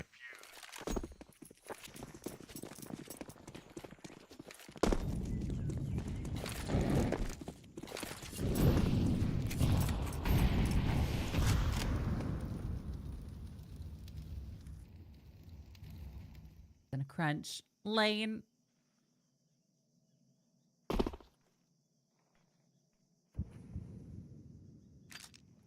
Again, very split up. I mean, the defaults, this is actually a very standard default for Namibia. So Yeah. the ideas are there. Like this is the right setup, but the problem is because South Africa have gotten this control earlier, they're just gonna lock it off. The thing is, it is the right setup, and it isn't, because it feels like they've only got one gear. And I really like to see them just fight mid, or like you go for like a 5-player push, as you said, like on the pistol. But if you're going to continuously just sit outside the utility and respect it, then South Africa are just going to do this. Yeah, they have a really clear path that I quite liked.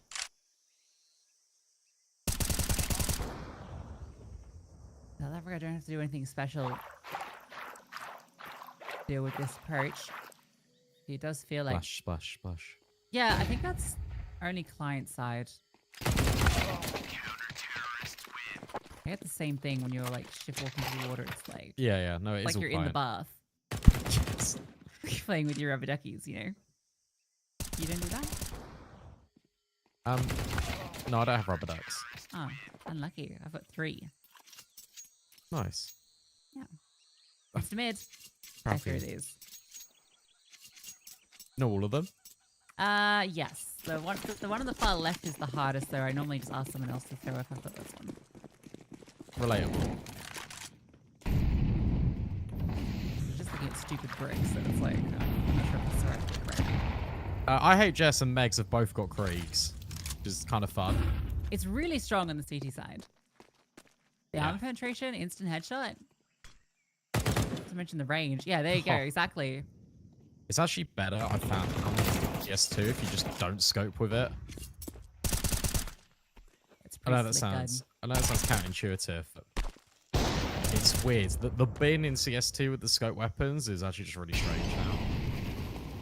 Yeah, you don't want to move while scoped. Those creeks are doing a bit of work. And you see, giving kills, they're just charging into him.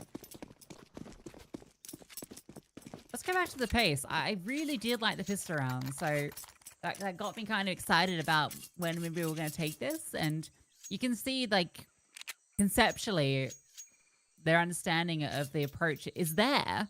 Yeah. It's just, you know, it's like, okay, this is what we're going to do, but they don't have the, if this happens or this goes wrong or they take They the don't have space. any reactions. Yeah, what's the reaction? So sometimes if you don't have the reactions, you need to be the one that's making the other team react. Yeah. And I thought maybe we'd see that. However, we're not. And again, one smoke in these doors that's being thrown off rip is making Namibia rethink their entire game plan, which sends Marshy in towards A main. At least they are going together, but the issue is that South Africa have cleared all of this space, even with this smoke being thrown in towards elbow, now dissipating. The molly puts it down, and now 2SSB can come over to come and support. Yeah, the thing is, there's no information, so that's something. Like, Namibia haven't shown single presence, even on the rounds where they've all grouped up on that side. There's a smoke to temple. Just need one for CT. Well, at the moment, not a rotator in CT. It's default, and it's donut. And it's the AWP from 2SSB, distracted the first. The further kills, and is able to get a follow-up onto Cyberghost. The trade spacing just isn't there. Yeah. It's all very individual, one by one. They could just overwhelm this AWP if they just charge. Vicious Bunny tries to start that happening, and oh, on the reload, oh, TSSB still lives. Actually, the bomb's being planted. That's insane. She's just running and plant the bomb. I don't see her achieving much in this position because they know she's here. She just planted, so NT. Watching my gameplay where you throw a smoky, you just stand in it and you hope that they don't clear you. I do it all the time and like it just never works.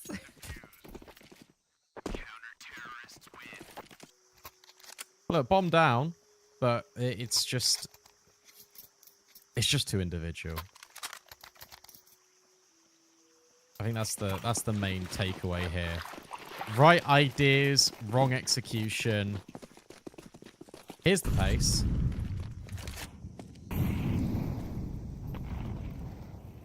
Yeah, Casey is going to be aggressive. If they can trade her off one, that's enough. She gets a multi. This is a multi. Yep. They needed to trade her immediately. Instead, they give her a 4K. The ace is denied by the MP5. But in the back lines, Megs will confirm it. Yeah, well done from Casey. Again, just this time A main profits once more. Finds 4 kills, and that's a really good example of the trade spacing, just not being there, and also just not being ready and aware.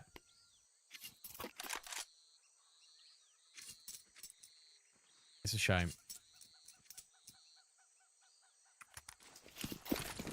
But this is South Africa in cruise control. And when this map first started, I didn't think we'd be looking at 13-0. But now we're 10-0, and now I'm thinking, okay, this is probably 13-0. Yeah. Yeah. I think feels like CyberGhost is doing her best to kind of get the team into the right positions, but the individuals of South Africa are really kind of doing what they were doing earlier, where once they get that confidence, they can just kind of charge in and run you over. Yeah. I mean, look. Megs is in T-spawn. That's the last thing you expect. However, a couple of shots fired off from Marshy.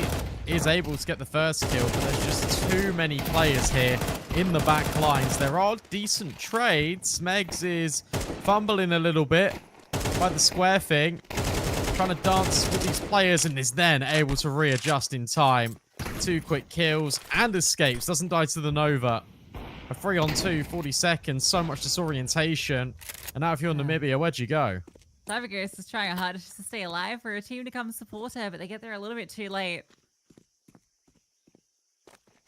There's different guns to the Nova that you can grab if you want. No. Marshy is actually looks pretty good.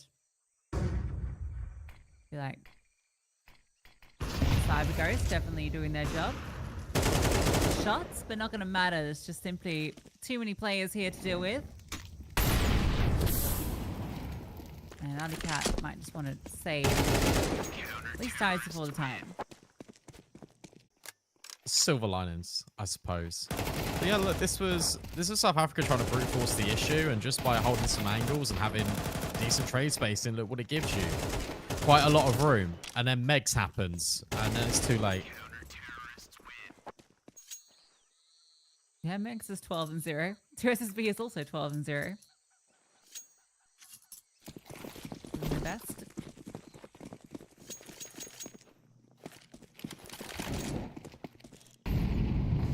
There's no way she goes another map not dying. It'd be impressive. It would be really is. impressive. Like, to have not died once. Like me. I'm around. Pushing aggressive. P90. Oh, it did come through. But the trades, unfortunately, again, are just too good for South Africa. Marshy is still alive. So don't count her out. Yeah. I don't think she's at all ready for Avo though. He walks through that smoke, caught the timing. Alley Cat in an almost impossible situation. And it is 12-0 from South Africa. Yet to drop around here in this qualifier. Yeah, no, very true.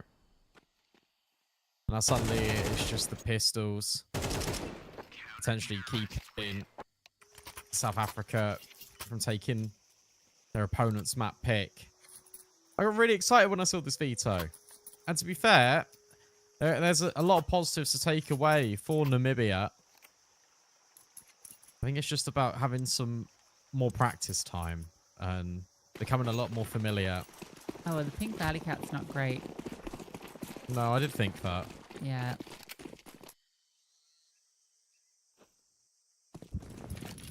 Unfortunate. It's a very similar round from South Africa. On the still side, the flags are flipped. They charge through. It's actually a long smoke, so they want to fight into short. And it takes a bit. They do deal with one player. Marshy's still here. Another shot here. There's a chance. A 3-on-3 with Marshy alive. There's a late flank coming. Marshy's hit another one, but she hits to death. And that might be it. Felt like it all relied on her. Red Geek needs to find both players. There's the first. She gets it. It's on to Megs. One more, but the gush straight to the head. She has 2 HP. Still win it, though. On burst fire. Oh, not with the bomb about to explode. Well, you can't run away. Yeah.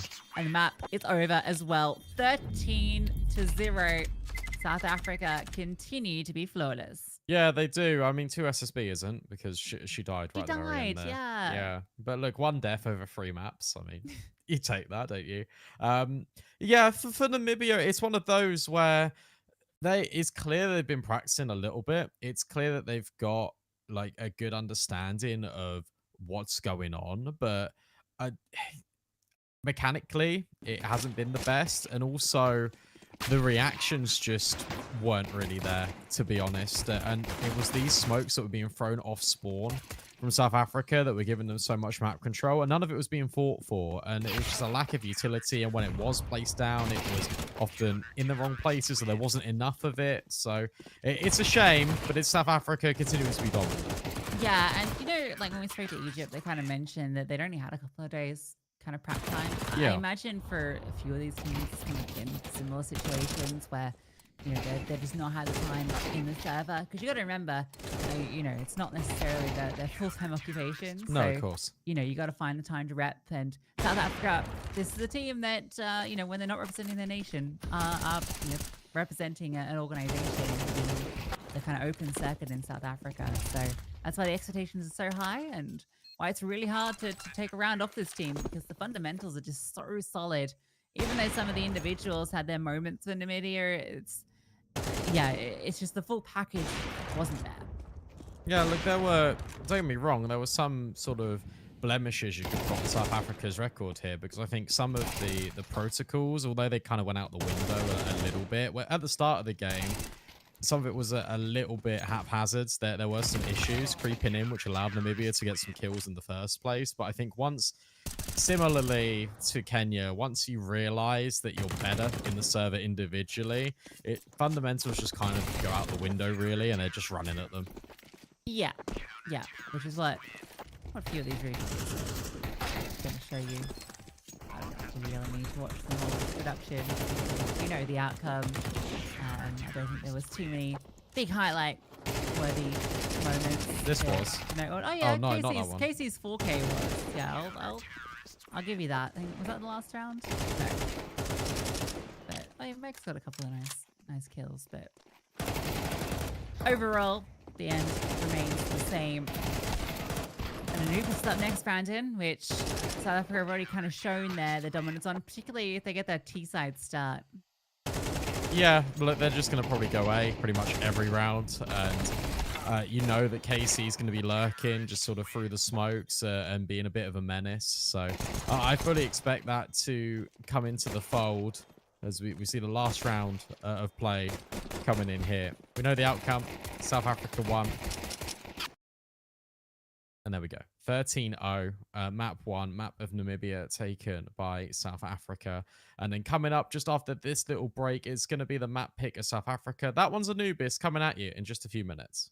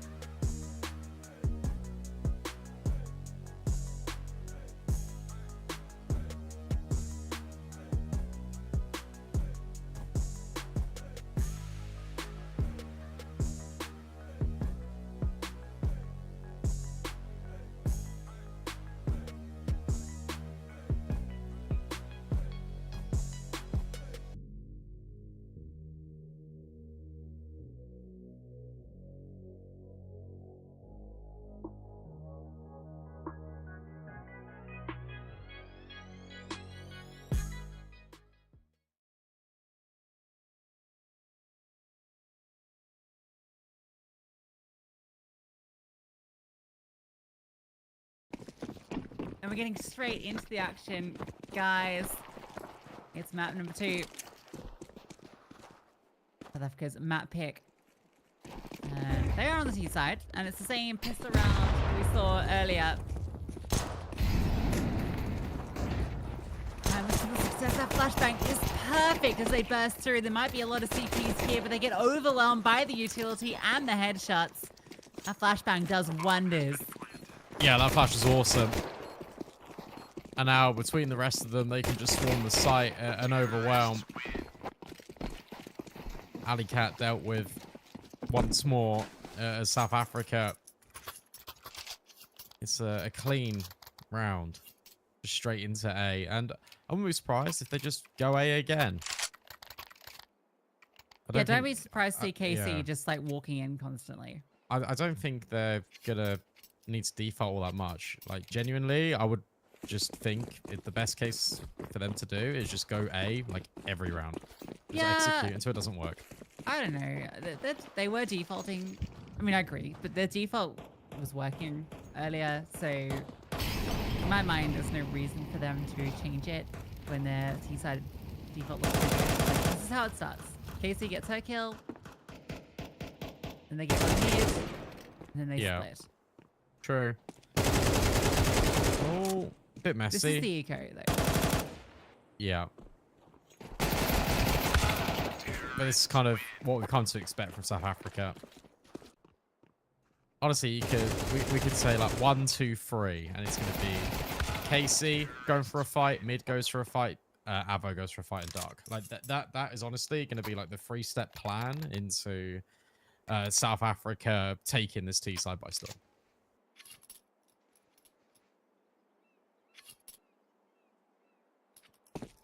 Alright, let's see what this first gun round looks like. Got the Fami. Got an A orb, which is funny, a big scoper. True. MP9, not an MP5. Of course, the M4 in the hands of Marshy, who I was really impressed with. So hoping to see more from her. We get to actually see kind of what this CT side looks like. Yeah.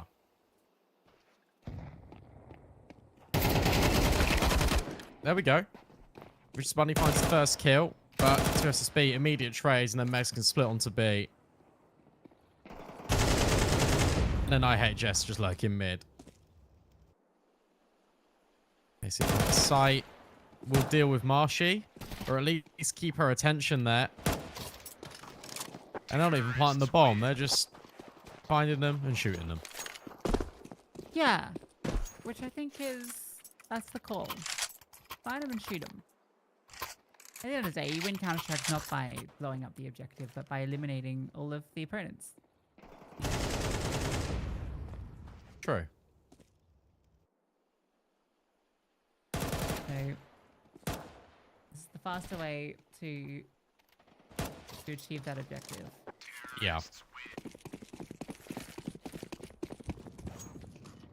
I'm probably just going to see it again. Munacy, Dark Smoke, thrown by KC. That one lands a little bit further. In, push mids. Oh, nice spray. Any more for any more, says Megs. Well, yeah, there's one more. And Vicious Bunny has now been noted. We'll get the kill onto KC, but Megs trays out immediately. 4-0. This one's going faster than the last. Yeah, fun little nade stack. Kind of went on both sides. If there was any target on the left. Bunny actually ends up with a double kill that round. Thanks to the nades and the PD-50. Vicious Bunny, the only one with kills. Yeah. But now we have the full squadron of M4 A1Ss. Now I'm interested. TSSE with the AWP. No death on her yet. That doesn't matter now. Oh, yeah. I still want to know, like, the total number of deaths. You know? I guess it doesn't matter. But it was cool when it mattered. It was cool when it mattered, yeah. Like most things. I'm sorry. Mex has an incredible craft. I love fragging, says Mex. She frags up too as she enters the site. IHS will do similar kill doesn't quite convert. The bomb site is compromised. It makes in the back line. It's not done. On the frag hunt. Nice clean entries from her on B. I thought that standing for Man I Love Frogs. No, frag. Which was a team in the UK for a little bit that featured on HLTV. Shout out. 5-0.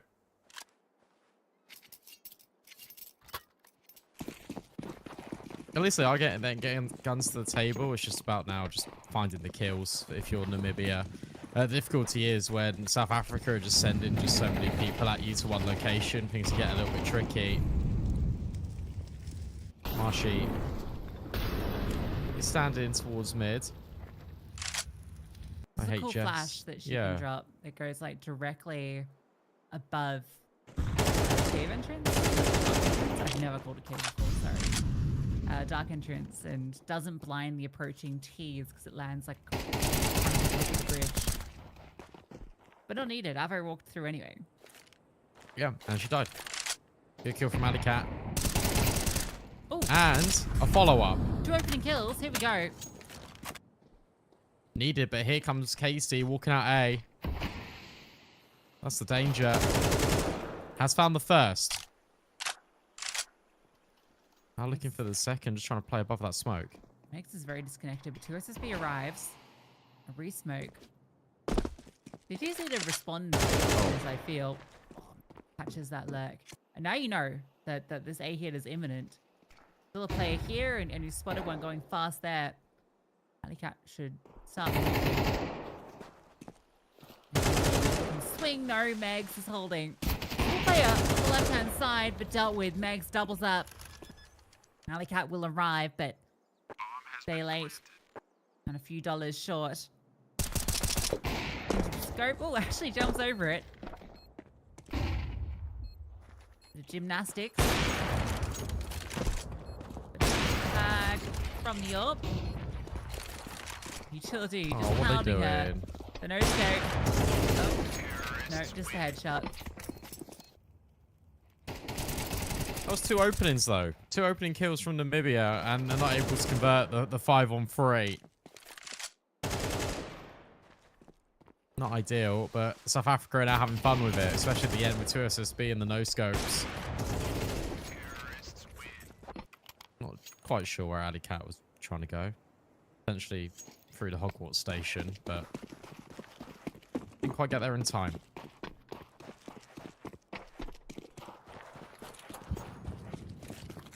Next is 12-0. Field day. She is. I don't think she'll be slowing down anytime soon. Just giggling because it's like it's 6-0, and again it is 2 SSBs, 1-0. They're just not needed. Because the rest of the squad's doing all the damage. True. Very true. It's going to be another A split immediately. Redhead Geek, the only player here with the Nova. About to walk round in towards A main potentially. But it's going to be just a tough fight, especially with the split on from camera. Although, look, South Africa have smoked themselves off here, but that's definitely been heard by both Megs and IHS. Yeah. That's the shot they're looking for, and that's the round. You can give a little face on the screen if you want, but there's not going to be much action yet. Just be a mop up of anyone just trying to rotate. Final player, Alicat. There it is.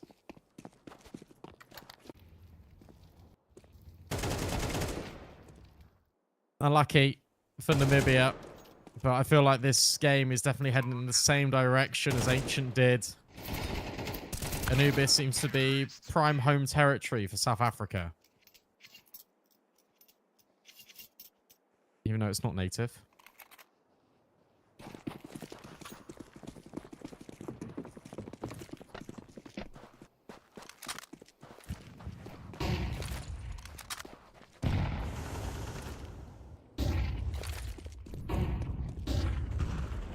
Again, fast players.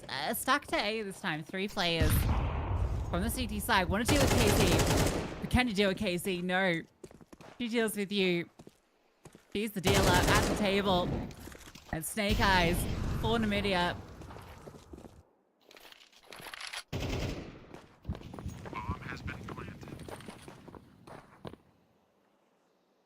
Oh, Megs. Yeah, caught off. Didn't see. Cyber Ghost on the side of that smoke. Clean up for South Africa. Yeah, very dominant. Meg's being caught off guard, but ultimately didn't matter. Didn't amount to really anything different. Just Casey popping heads. And everyone just chiming in with a kill. 8-0. 5 rounds away from South Africa booking their spot in Casablanca.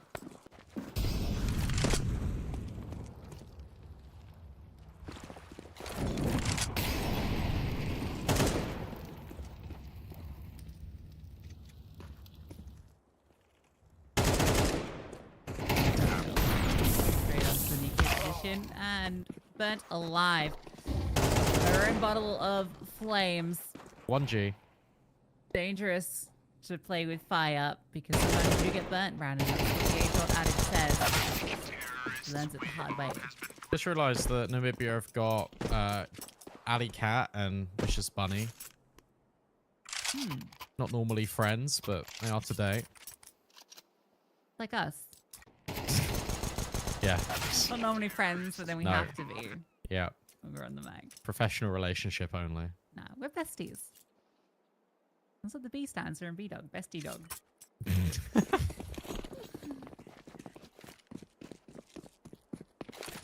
Black smoke. Very quick on the lineup for that. I can't do it. I suppose it's not that precise, so probably line it up so pixel perfect when I throw it.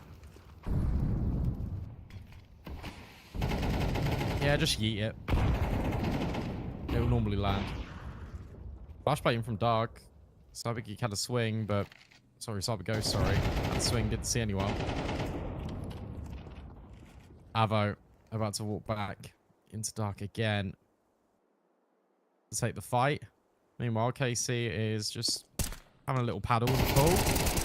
Good adjustment from Cyber Ghost. That's another opening kill now for Namibia, but Alley Cat looking the wrong way. Means that between I Hate Jess and Megs, they can completely run over B.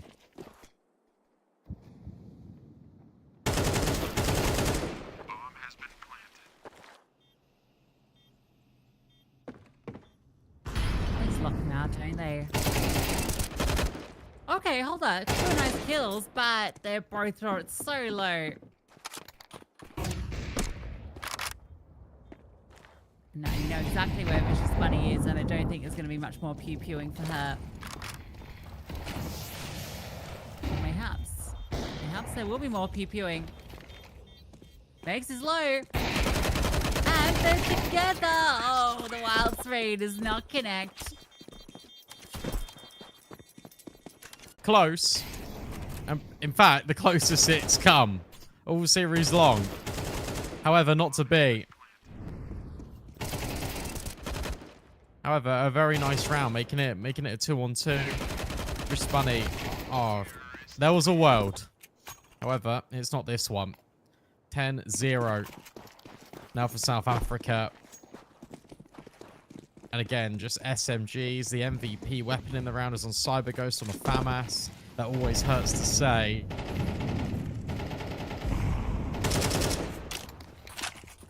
I mean, this is it.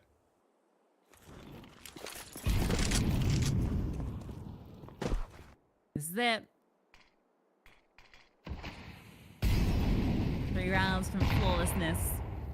A day without a deficit. Nice shot. Casey's sharp. Casey, K kill. See them? K kill them. There we go, that's better. Do you know what? I don't think it was. I'm gonna reuse that one. Okay.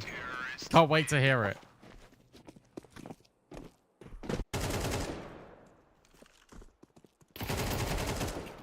Okay, I'm not gonna do it. I'm not gonna get sucked in. I'll write them down.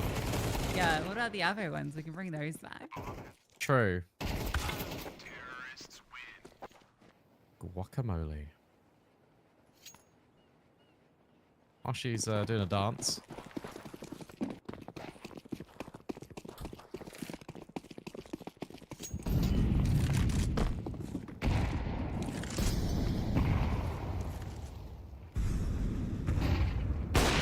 Flashbang's great, but the peak doesn't net anything. I mean, look at Megs. Megs has just walked mid because I Hate Jess has got all the space for free.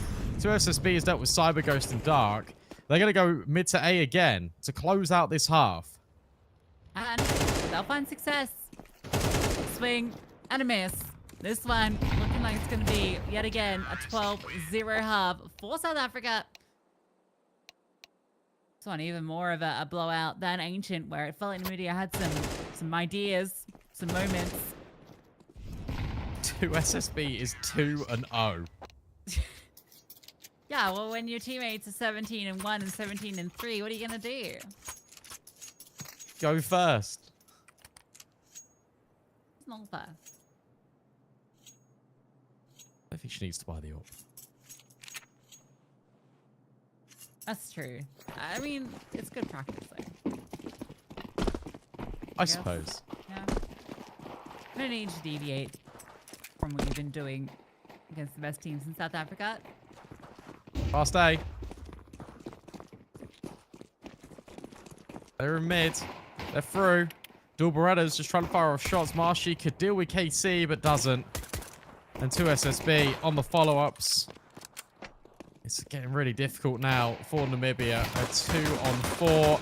And Megs is already in the back lines. Just about confirms the kill. South Africa win again. 13-0.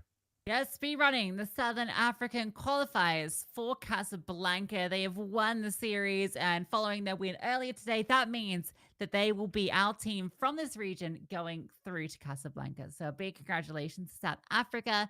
They were very clearly the best team today in all their matches, and the scores speak for themselves. But this team is one to watch, and one that I think a lot of even international teams will be keeping an eye on as a strong contender for potentially that future title. I've been very, very happy with what I've seen. Yeah, no, for sure. Like it was a good showing from South Africa. And Namibia, again, I actually do want to give them a lot of credit because they played some decent Counter-Strike. I think the issue is it's just maybe a little bit of unfamiliarity, especially with Anubis, but they had the right ideas on Ancient. They just couldn't really match up firepower-wise, and then they didn't really have all the best reactions, but it was clear that they put the time, and it's clear they put some work into that T side. So I am quite happy with what I saw from them on Ancient. On Anubis, it was a completely different story, Lucy. Yeah, it's why I'm glad that South Africa kind of played this map, because it's one that you can very readily exploit people that maybe aren't as comfortable with a deep map pool and are probably looking to more familiar territory. But we kind of thought when we saw the video that Namibia were going to be a team that kind of had a bit more flex with the maps that they were comfortable on, but it doesn't seem like Anubis was one of those. I mean, some of their setups looked okay, like in terms of the way they were leaning. Yeah, But winning the fights, I guess same story in Ancient, right? Like the core concepts were there, but the individuals were just on a whole different level. Yeah, for sure. I mean, when you, as you said, when you've got players that have got like 17 kills on both of them, it can just be really dicey. And again, we're entering the same situation where we're going to see the highlights scroll over and over and over of every round of South Africa just winning. And yeah, there was one standout moment, right? There was that 2-on-2 they got put into on an half pump. We'll probably see it in a couple of minutes where Vicious Bunny and Ali Cat, I think it was Ali Cat or Marshy, one of the two, were just kind of in the situation where, look, it was a 2-on-2. The retake was down. There was such a world where Vicious Bunny could have won that on the org, but just didn't have enough time. Yeah. I guess we're getting through this. Let them roll out, but there's not too much to digest. I think we've kind of broken down what we saw here, but I'm excited to potentially see South Africa take on things like Iesf. I wonder if we can even get the results of those other games. See if I can chase those down for you. Because, Yeah, go on. It's you have a little bit of a ramble. Let me do a little investigation, and we can see how the Northern Africa qualifiers have gone. Yeah, no, I'll let you do some digging. But what I would assume, obviously, is the home country, Morocco, will be there. Now South Africa, you imagine Egypt will also qualify. Well, they did qualify for yesterday, so it's probably Tunisia. I think those will be the 4 teams locked in, and I mean, that's cool that we've already got one region pretty much like done and dusted when it comes to qualifying through the online stage. And then we're already sending 4 teams to land to potentially qualify through to Riyadh at the end of the year. Yep. So Egypt and Tunisia, exactly as you said. Egypt went flawless across their northern results. So they'll be there joining Tunisia and South Africa as our 3 qualified teams. We will have a winners interview, guys. So don't go anywhere. We're going to go to a short break. When we come back, we'll be straight into our interview. So stick around because you're going to want to hear it.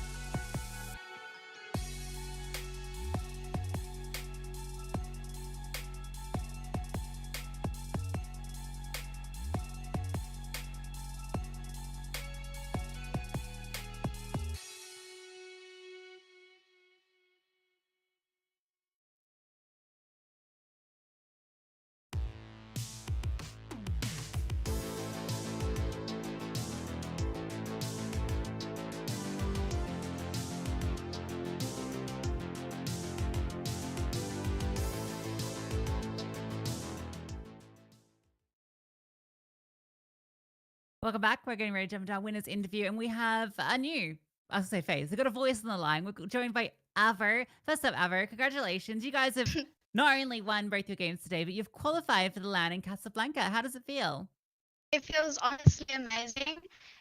Casablanca is going to be my first LAN ever, so it's pretty exciting. That's awesome to hear. I just wanted to kind of ask you a little bit of a broader question about the team for maybe viewers of the stream that aren't really too familiar with you guys. I know me and Lucy are, but could you just give us like a quick rundown of who you are and what the team's about? So basically we are 80k. I joined recently, but we want to make basically bring up the SA scene and to make more opportunities for us. Yeah, and yeah, you were, I guess, the newest addition. We weren't quite familiar with you before this tournament. So is this kind of the first big? You mentioned it's the first LAN that you'll be going to. Is this the Yeah. first real tournament that you've played with the team as well? How long have you been playing with them? So I think for about less than a month because I just turned 16, and yeah. Oh my God. Well, that's amazing to have just joined the team and to be getting to travel internationally to LAN. That's so cool. I didn't realize you're only 16. That's amazing. Yeah. That's so cool. Thank you. Yeah, that's we didn't know that at all. So that's a welcome surprise as well because you were just kind of owning everyone on the server. So we Thank you. expect to see probably more of that in Casablanca. That's all my questions. Lucy, do you have any more, Fabo? No, I guess while I've got you on the broadcast, it's probably your first time even doing an interview like this. So Yeah, it is. yeah, if you have anything you want to say to anyone that's watching at home, any family or friends, take this moment and say it. Hi, thank you for getting me a PC in 2019. I appreciate it. Great. Well, thank you so much, Avo, and looking forward to seeing you in Casablanca. Congratulations once again. Thank you.